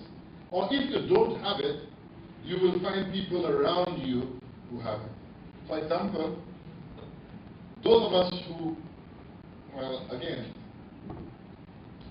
I did a lot of literature at school, so I love books from Shakespeare. Shakespeare always writes about certain leaders Everyone knows about Shakespeare, right? But Shakespeare always writes with a lot of leaders, people around certain leaders like Julius Caesar, because Caesar wants to make sure he has people around him who know things. But he doesn't like, certain leaders don't like people who know too much, because they're always watching with their backs. But good leaders know if I don't know something, there's somebody in my team who knows it. That's why businesses try to bring out different people. They bring the accountants in, they bring the persons, the consultants, those who have human resources as their background, those who have economics as their background, those who have mathematics as their background. When you are in business, you want competent people, people who head different departments. So competence means you might not have it, but you want there to be people around you who have that. And finally, I also says common sense. Yeah, basic common sense, but it says common sense is not as common as we think. You must be able to see, I know when I hear nonsense from some people. But common sense means I can figure out when somebody is just doing me a lot of S-H-I-T. So, now, of course Iboka says that these are his 9 C's. Now, for those in Christianity, Iboka makes a nice joke. He says, if you're not a Christian and you're not reading Bible, you're not nowhere. But Iboka says, I did not want to say 10 C's, because in Christianity there's what we call the 10 Commandments. He says, I don't want anybody to say I'm Moses, so I give 10 Commandments. So Moses is the person who led the Israelites from Egypt across into freedom. So Iboka says, I'm no Moses, so I will not write 10, I'm only going to write 9. So I think now let me just tell you about my own teaching. I started as a classroom teacher. Of course, the way I got into teaching is, my last 2 years of high school, I went to a school called St. Mary's College, the same school that Derek Walker and Arthur Lewis went to. St. Mary's College was founded in 1890. So this year, St. Mary's College is 153 years old. And while I was at school there, the principal said that some of you need to think of a career in teaching. And so I thought about it and I said, yes, I'll do the course. So in my last 2 years, while preparing for what we call the O-level examinations, the final exams coming from Cambridge University, I started looking at teaching. And so I went into teaching after grade 12. Grade 12, of course, everybody understands grade 12. So you generally would have taught after grade 12 to little children. And then I went on to study teacher training. I became a trained teacher, and then I went to take a first degree in mathematics. Of course, I went on to do a master's degree. I think I wanted to correct Professor Young. I did a master's degree at Cambridge. I did a PhD in New Zealand. So I've been around the world to at least see people. There isn't a country in the world I have not met a student from. I don't think so. Whether I was in the US or in the UK or in New Zealand, and now I'm in Taiwan, even better. You meet people from all over the world. You notice that the people you meet will be the most important people in your lives. Treat them well. Because you might need to be in Vietnam in 5 years' time, and it is Emory you're going to have to deal with. She's going to be Prime Minister. I say, I remember this girl. You see, you know the leaders of countries. So when you want to go to the Philippines, yeah, Lenny is now president of the Philippines. Yeah, Lenny took a class with me. That's easy. We might be laughing at it. Nobody thinks about these things when they sit in class. But that's what happens.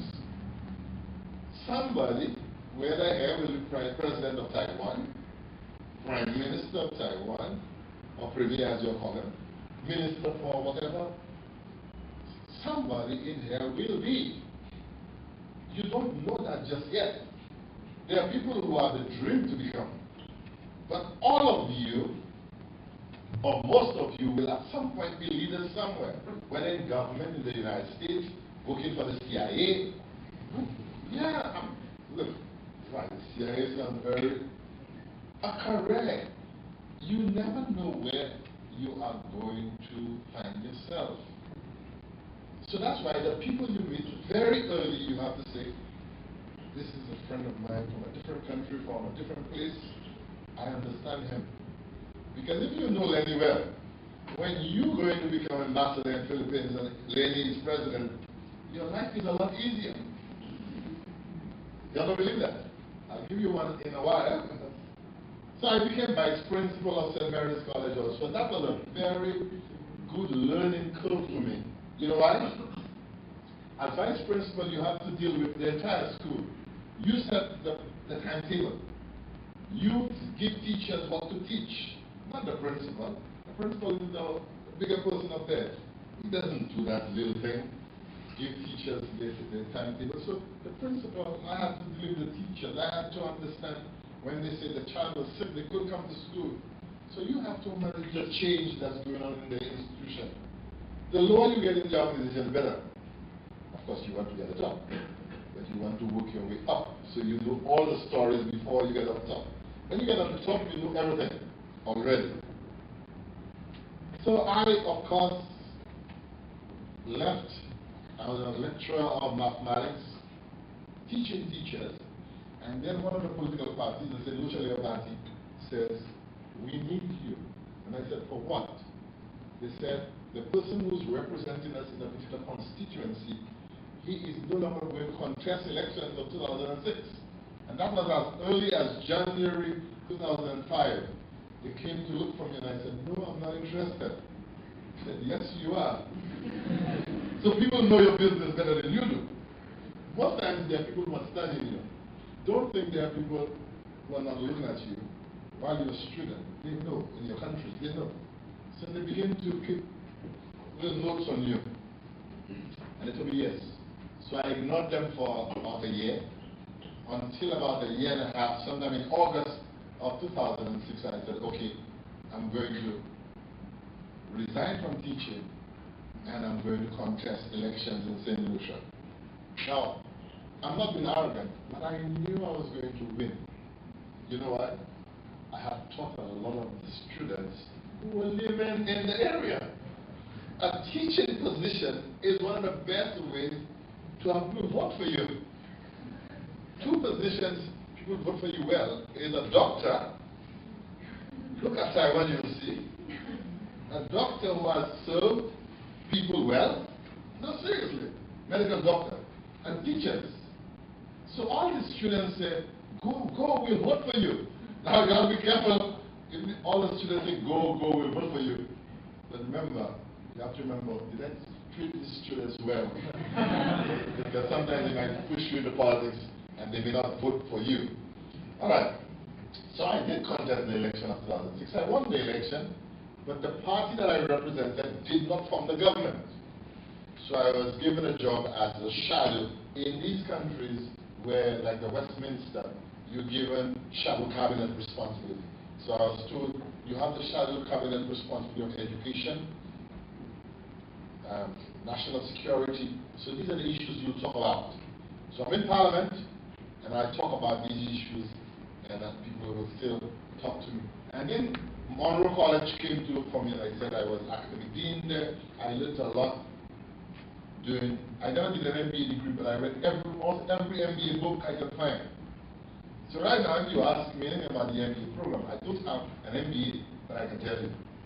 Because I told myself, after a PhD, I'm not writing any exams for anybody again. Yeah, you don't have to always read a book because somebody's going to test you. You read for information. You don't have to know. I mean, it's good to just read. The more you know, the better. A doctor told me one time in New Zealand, she had a baby, and the baby had a rare disease. And said what bothered her most, she is the specialist in that disease. So she knows everything her young baby will go through. The knowledge she has. Sometimes knowledge is good, sometimes it's bad. Because when you know too much, there's trouble. For example, the aeroplane pilot does not, the pilot doesn't really tell you when there's a problem. Because he knows if he says there's a problem, everybody's running to the front. He may know the danger, and he'll just keep it to himself, and he'll land you safely, and then he tells the press there was a problem. Because he told you before. So sometimes parents don't tell you when they're going through difficult times financing your education.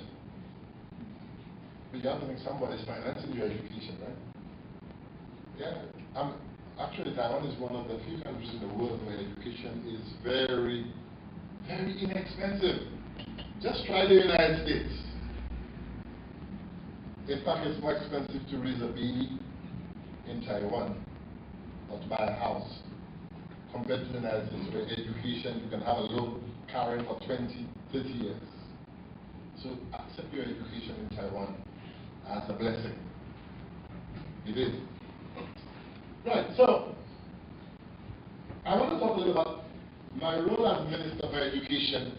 I became Minister for Education, Human Resource Development and Labor. So I had 3 portfolios when I was a minister. But the portfolio that I really concentrated on most was education. Of course, I knew the labor laws. You have to read the labor laws. And those of you who come to Taiwan, you have to know the labor laws. You can't get upset when you're told you can't have that job in Taiwan. Because each country has its own laws. And you have to follow the laws of the country that you live in. So as minister, I knew what the law says. And I would tell students, I've never read a degree in law either, but I have read law. Because if you know the law, you save yourself a lot of headaches. It's good to read law.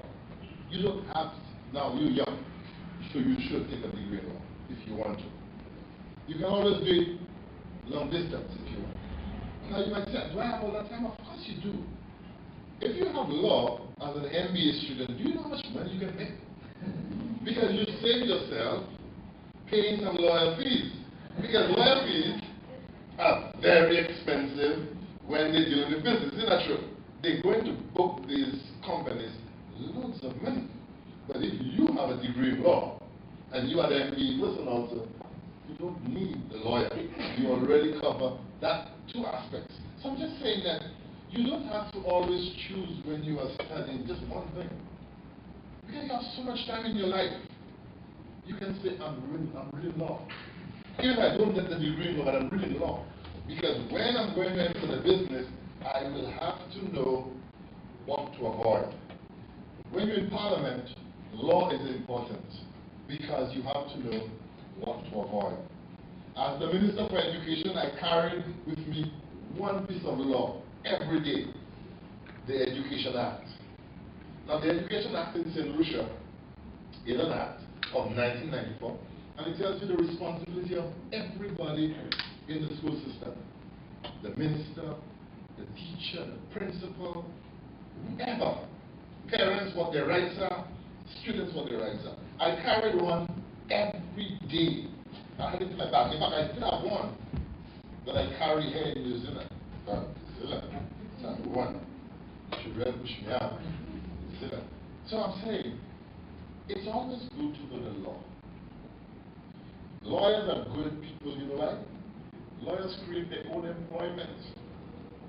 When you have a degree in law, you can create your employment because you see somebody doing something and you say, do you need help with this? Because if you know the law, you can avoid some pitfalls. And business depends on the law. I'm sure you read acquisitions, mergers and acquisitions. The amount of law you get involved in there. When they try to take over a business, let's write the fine print. What holds? So I'm just saying to you, don't think that because NTNU says this is the curriculum, that you just stick to that. Read beyond the curriculum. Always tell yourself, I will do a little more than Professor Young is asking. He says to read 3 chapters and read 10. you will not, to be honest, you will find, and I'm not telling you this just because I want you to do more. This is like practice. It doesn't matter. I'm always reading at some point. If I'm not watching a documentary on something, I'm reading because I want to know. The world is a big place. We can move on. And I think I'm saying that. When you teach, you are a servant. You're preparing the next generation of people. Some teachers, not all, some teachers know who's more intelligent. Not because you are the lecturer. I always told my students, I am not the most intelligent person in the room. Because each one of us come with different levels of intelligence. I may be the most experienced when I was teaching in the classroom. But there are little boys, well, I say boys because I taught at an all-boys school. There are boys there who are more intelligent than me. Intelligence does not come by age. Different people, and you not acquire intelligence by you buying it. It's just given, it's something that you just have. There are people in this room, you give them a problem, and they're looking at it and they're laughing. Because some of us can't see the answer.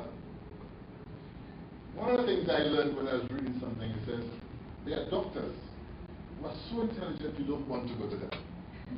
Because before you talk with them, they already know what you suffer from.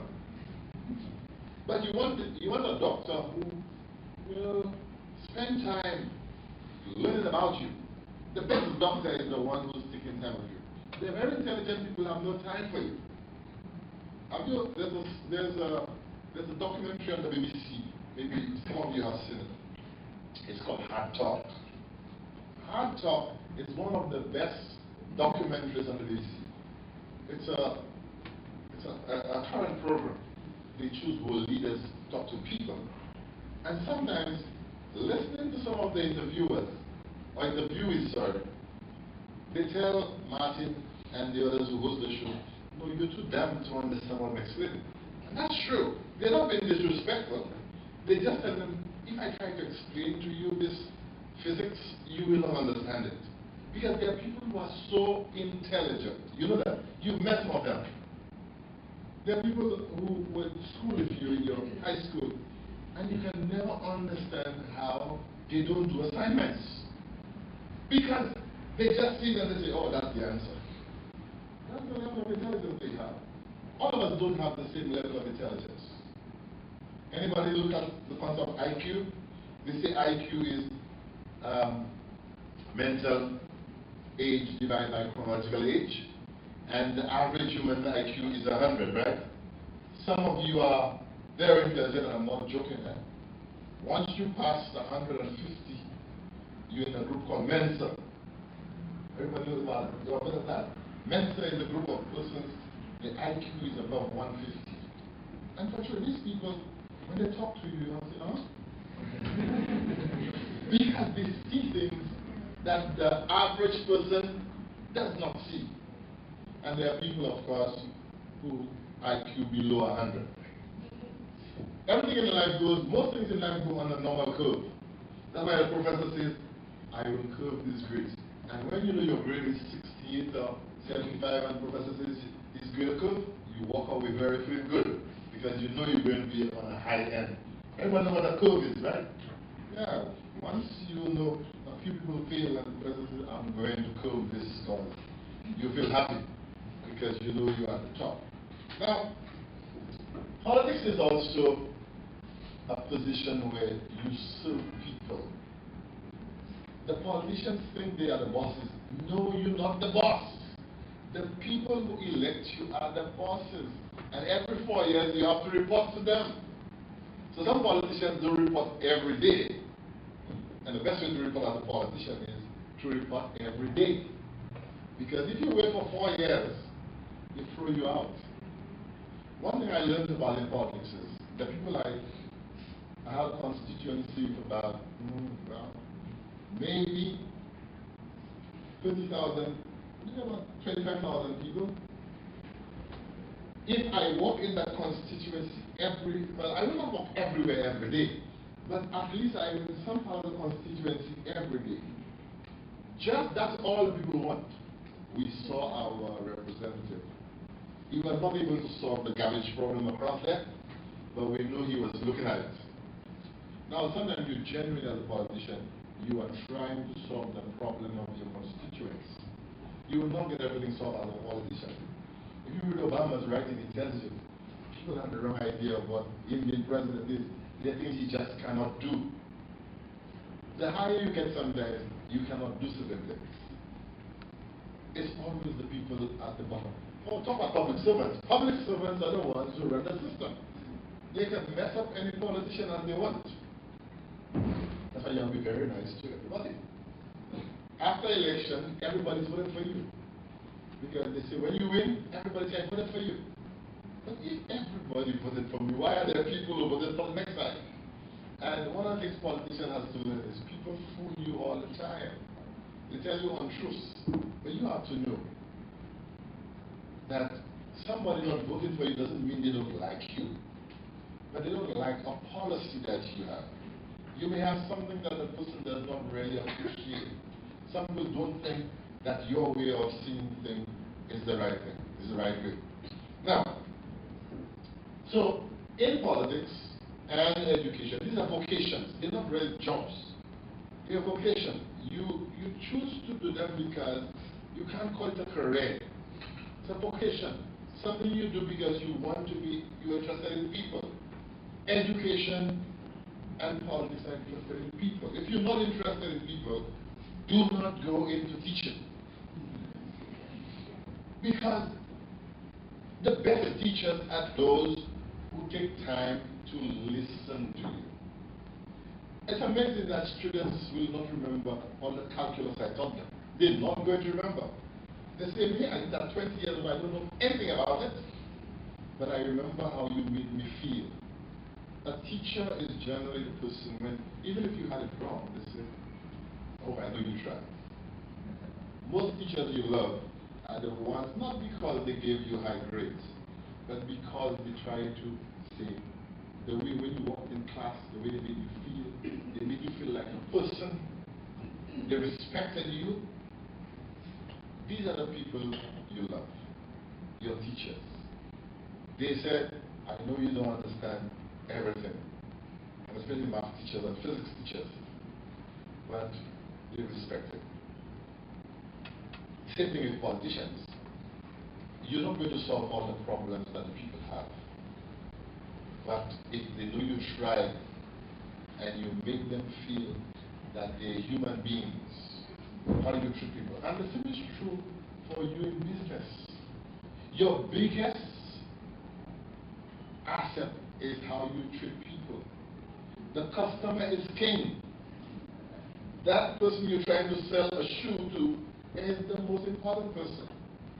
And that's why you have to be patient with that person. You're trying to sell a house to that person. You're trying to sell a strategy. You treat the person with respect. They may not buy the goods from you, but you still say, thank you very much for your time.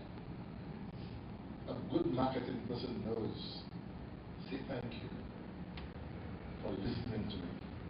Because people will say, that was a very attentive person. I'll go and buy this house now.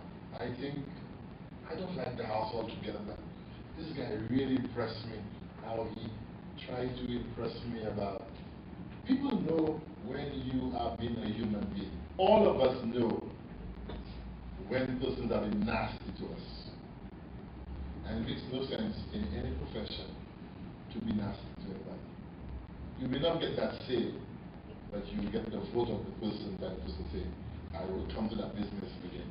We can move.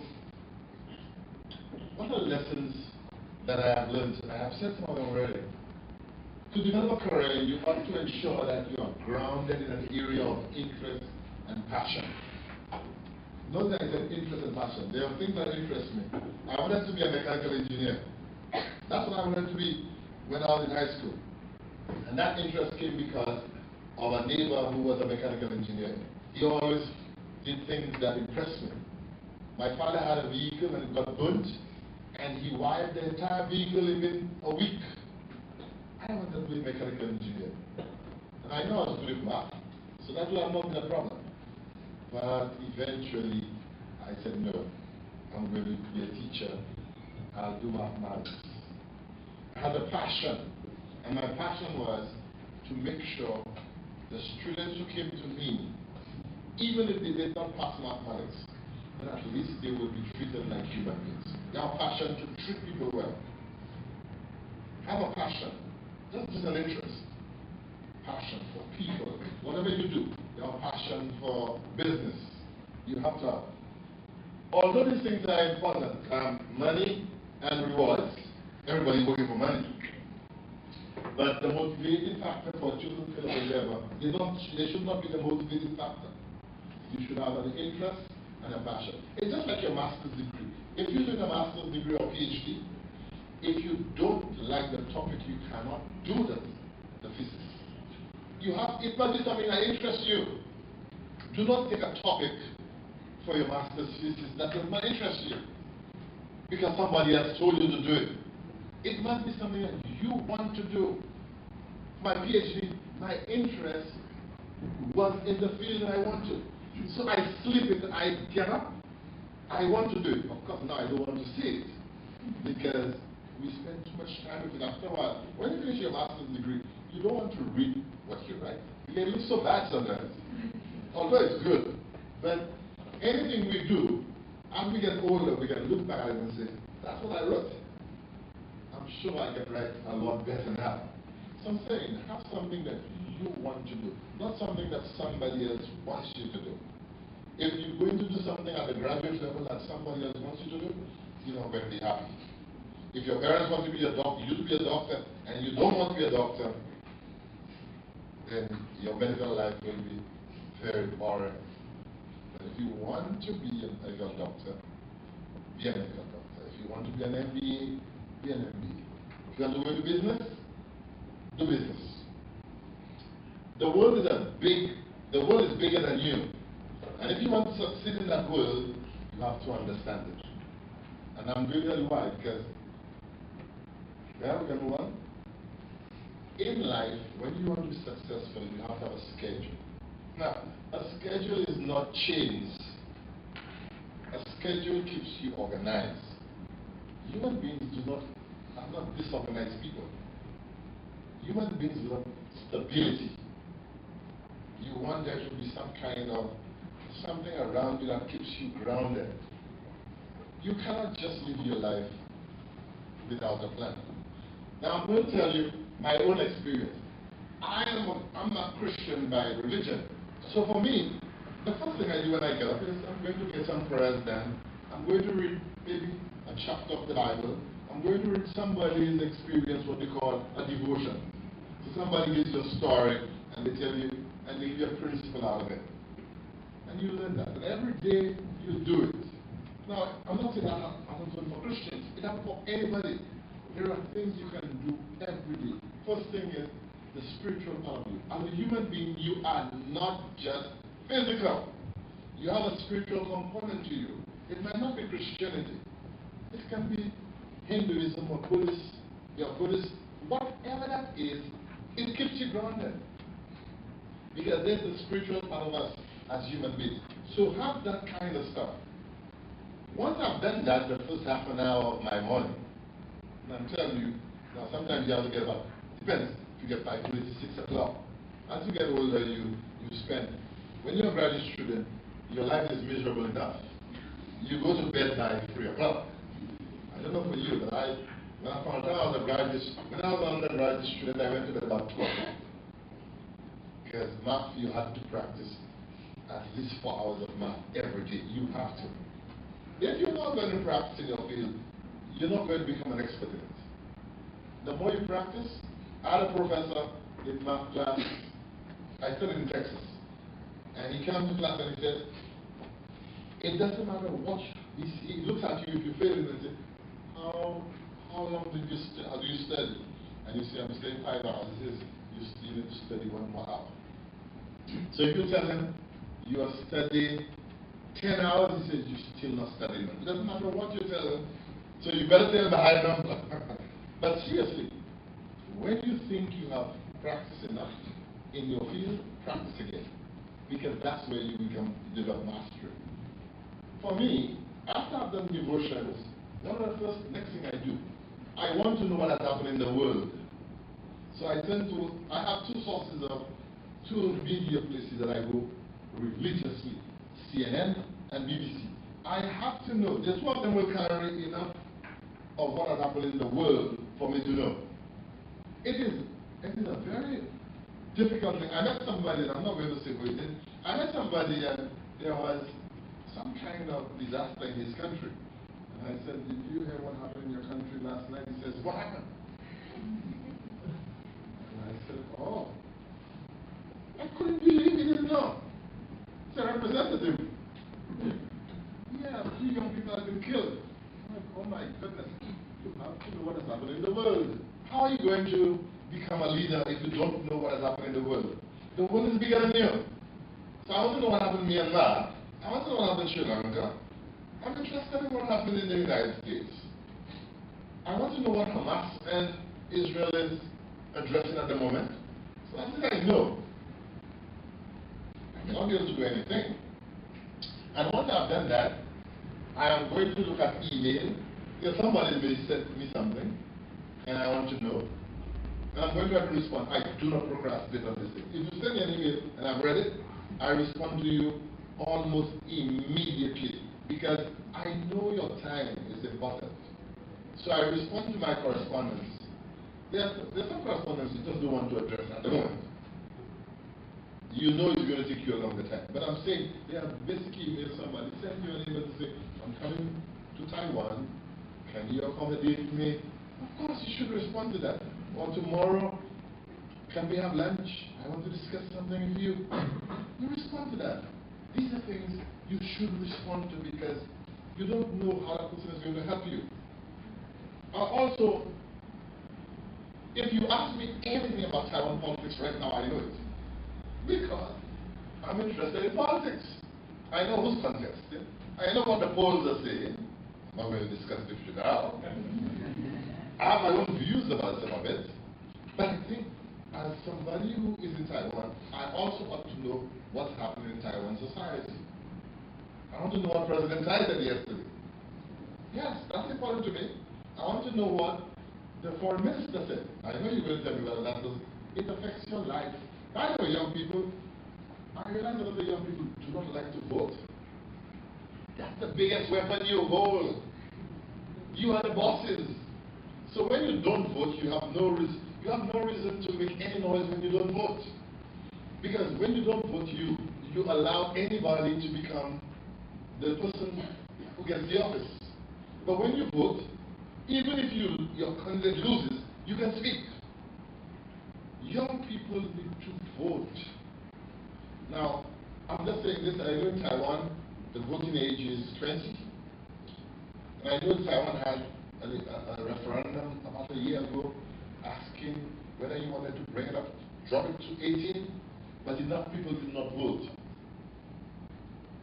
But if a young person can serve a country at 18 in the military, that young person has a right to vote. Because you have a right to decide who your leaders are. And for me, I used to really walk the streets of my community to make sure I talk to young people. I want their vote. Because they are the important ones. When you don't vote, your pension is affected by the people who make the decisions. You can't get buy a house because they're making the decision about how the mortgage structure is going to be. They're making all decisions, and yet you let them make these decisions without voting. You have to vote for the right person. I am not campaigning. I'm not telling you. Whoever you vote for, it's your choice. That's what democracy is. But you must vote in a democracy. Because democracy gives you that right to vote. The biggest thing, the people who died for that. 1951, St. Lucia got what they call adult suffrage. There was a time women could not be in universities, right? Universities are for men. But women have been fighting for a lot of injustices in the last 100 years. And today, women have won a lot of battles that they would not have won. I know people of different sexual orientations are fighting battles also. Every person has a battle they're fighting. And the ballot is a big thing, whether you win or not. So always know what's happening in your world. Even if you're not Taiwanese, know what's happening. Then you need to know if you're Filipino, or you are from the UK or from the US. You also need to know what's happening in your country. So you need to check up on that also. And read. You just need about an hour to know what's happening in the world. You don't need so much. You also need to read. You will go places that you have never been to, but you have been by reading. And some of the best things I like to read is autobiographies and biographies of people. And some of those that I've read, I enjoy. You heard me talk about it. Obama is one amazing person. Anybody who's read any of his books, Dreams of My Father, The Audacity of Hope, Promised Land, he articulates well. He articulates. And he's a good lawyer. Some people thought he was too much like a professor. Americans tell you that. He's too much like a professor. So I didn't like him. Some people don't like politicians who always tell them like a professor. Well, another book was by Mandela, The Long Walk to Freedom. I read that one. That was interesting. Another book I enjoy, you can see I like politics. Tony Blair, former Prime Minister of the United Kingdom. I love his autobiography. He tells you. You see, when you read autobiographies of guys like Anthony Blair, what they do, they tell you how government runs. The night before a big decision. Remember, Tony Blair they still have a lot of issues about him and the whole issue of Iraq. They will tell you the night before what really went on. They could not sleep. Leaders have things on their minds. For us who are just watching the television, we think it is okay. But these leaders have to make decisions that will stay with them for the rest of their lives. President Tai has to make decisions that will affect Taiwan long after she is no longer president of Taiwan. President Ma, all of those who serve in leadership, there's a burden they have to bear. And that burden is decisions that they made. Some of the decisions, a lot of people will agree with it. Some of them, you will not agree. But a leader must take decisions even when some people are not happy. You will not please everybody at all times. But you have to be convinced that what you're doing is the right thing. And this one, I love that one, they call it diplomacy. This is a guy, he's UK. He talks about his life as a diplomat. He served in Turkey, he served in the United States as an ambassador, he served in France. And this book, those who, well, anybody born before 2001, the 911 issue, of course, all of you, well, some of you know, because if anybody is below 22, maybe, just maybe, you were not born yet. We're not going to ask you. We're not going to do that. But I still remember what happened that day. I was the vice principal of the school, and I am trying, in early September, school has just begun. I am trying to settle down grade 10, 11, and 12 with the timetables. So I'm going around the school, giving timetables because you have to try to make different students what they do in physics and chemistry and different combinations, and they can't get the right combinations. And I'm hearing there's an aircraft that has gone into the World Trade Center. So I said, oh, these Americans, they always have something. Sorry if there's Americans there. I'm like, oh, these Americans. And then, just about 10 minutes later, I walked by one of our rooms where there are about 2 televisions, and they say the second aircraft has gone into the next World Trade Center, one of the next buildings. Now, I had gone up the World Trade Center in 1994. It took about 45 seconds, the elevator. So I said, oh my goodness, Americans at war. Clearly, if 2 aircrafts, in the space of about 15 minutes, 2 aircrafts have entered I mean, because those who know New York is the centerpiece of American civilization. This World Trade Center, the Twin Towers, that's what America, when you talk about America, that's what represented America. Every movie you watch even now, they show you the Twin Towers, especially. Now it's now the new, what's the new one now? It's lovely. It came out with the towers, but it's built now. So I knew America Power was challenged. But that morning, I still remember I was shocked. On the second occasion, by 9:15, I'm like, what's going on? I don't think anybody did any work for the rest of the day that day. Everybody went and they were glued to televisions, watching. I remember my sister was studying in New York, and I called her and I said, where are you? She said, I just got out of an A-train. You cannot go anywhere. Everywhere is just chaotic.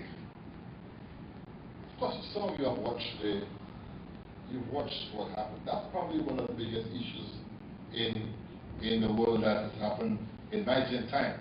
Because I didn't know about World War II. But this guy, Kenneth Heinberg, there's a movie, of course, about it. I'm sure you've seen it probably, some of you, where they're trying to see how they compensated the people, their families, the people who were lost in the World Trade Center. Different people, how would they compensate them? If you have a chance and you watch the movie, you get a sense of it. But it was President, so we're talking about 2001, so President Bush, is it? President George W. Bush is president. In fact, yes, the story is he was reading in Florida to a group of elementary school children, and you saw somebody came into the air of the president, said something to him, and the president just stood still, and they just closed the book and they walked the president out of that room. So if you were there, you knew something was wrong.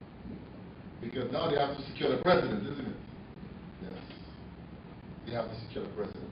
The point I'm making is this guy, Heinberg in his book, What is Life Worth? In that book, he writes about how people were compensated. Those who died, what their families got. If you're a lawyer, they would find a different, from there's a formula to decide how much each person will get. So if you read that book, or if you watch the movie, you get a sense of what is life worth. And I think that has taught me that in everything that we do, there's negotiation. Always negotiate. Never give somebody a final answer as soon as they tell you, I'm going to pay you $65,000 for a year. You say, wow. And when you go to speak to a friend, say, that's what you took. Because sometimes there's somebody that's offering you twice as much. Everybody makes an offer. There are times you just have to say yes right away. But there are times you have to say, no, I'll give you an answer in about 2 hours. Because if I want to call somebody else and say, what do you think? The point of bringing to young people is, use the experience of persons ahead of you to decide on certain things. You can call your parents, you can call a former teacher, you can call anybody you think you trust. Because sometimes, even when, I suppose I can't go there, when you've been proposed to, that's a personal decision. So the guy goes down one knee and says, will you marry me? No, you can't call him. You shouldn't be calling Ruby, you shouldn't be calling, right, Lenny? You shouldn't be calling Lenny because that's your choice. That's one decision you make in life that you have to live with it. Because, but the point is, I'm saying, when you get jobs, that's when you call people. Now, I think I have said a lot of stuff. Do we have, maybe we have been. One of the people I met in my life, and we still laugh at it, is Professor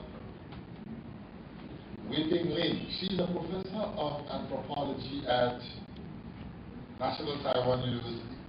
We first met as students at Cambridge, and she was doing a PhD. And the night before she left for Taiwan, she was from Taiwan. Oh, there used to be a lot of noise in that house. when I lived in the United States. Sorry, not in the United Kingdom. Because there were a lot of Chinese students from the mainland and just Ping from Taiwan. And the arguments. So I had to listen very carefully to the arguments. Ping could stand by herself. But Ping, the night before she left Cambridge to come back to Taiwan, she'd finished. She said, Robert, I'm putting some addresses on the refrigerator. Take one. I said, Ping, I am not taking an address. I'll never come to Taiwan. She said, Robert, take one of my pieces of address. Okay, I took it. And then in 2012, we stayed in touch, of course. But in 2012, I called her. I said, Ping, I'm a minister of government. She said, I know. I said, I'm coming to Taiwan for President Ma's inauguration. She started laughing. She said, is that the same person in 1998 who told me he'll never come to Taiwan? And of course, I came back to Taiwan in 2015 as the Minister for Education, and every time she takes me, maybe to lunch or dinner, she laughs about it. And in 2016, I came back for President Tai's inauguration. But the one that had her laughing the most was when I called her in February of 2022, and I said, Ping, I'm coming to live in Taiwan as ambassador. She said, you see what I told you? 1998, 24 years ago, I told you, take my address. So I have learned that networking with people is important. Stick with your friends. Lenny might just be, I told you, President of Philippines. You don't know, I'm serious. Ping is now, she was head of anthropology. You want to visit NTU, she arranges everything. Because your friends are the ones who are going to do things for you. If you don't have friends, your life is miserable. If you have a police officer who is your friend, I will check out the ticket that you... Yeah, he said, yeah. The doctor said, don't worry, just walk in. So at the end, I want you to remember, the people you meet, hang on, the people you meet are the ones, so I've already said that, yeah, develop but just very quickly, Ms. Springer, let me just go back one, just, yeah. At every position you serve, get to know the people around you, especially the cleaners. You have to know the people, the janitors. They are the ones who are going to save you. Because they know everybody in the building. They're the ones who clean the office. They know. They know where to get you lunch. They will know. So don't think they're not important. They are important. People are important. Make lots of friends. I've said that. Take time to laugh. Exercise. Go walking. Running. Even when you're doing graduate work. Play sports. Listen to music. Go dancing. Life has to be lived. You cannot just be a student. There are different parts of you that must live. And my biggest joy as a teacher and a politician was to meet people and to hear what they tell me. So last year, for Teacher Appreciation Day, everybody's calling me and telling me, have you seen this video? I said, no. And they tell me, okay, we'll send it to you. So well, just play this little video for me.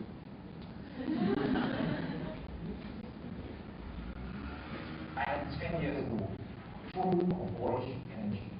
He sees my potential and loves the plan he gives in various college. He is my standardable teacher, Robert is patient, slow, and holds the reminiscence of him as a way to every our master competition involves teaching the class, but also guided to process and counseling at the national art, technology, and other competitions. But more than anything else, it was professionalism and dedication to my education, and I was a good student. So my salute, my big up, and shout out to my teacher for life. They wanted to follow Roman ways. I just followed them. So, happy Teachers Day, because we are welcome to my teacher. So, this gentleman is one of our biggest producers in television now. Everybody says, you wrote something about you. He said, for Teacher Appreciation Day, and Taiwan is big on teacher appreciation. And I sent something to him, I said, thank you very much. So I'm just saying that these things is not what the mafia, I don't think it's the mafia remembers. I think it's just how I made it feel. So remember, people are the most important part of your life. When you meet them, treat them with respect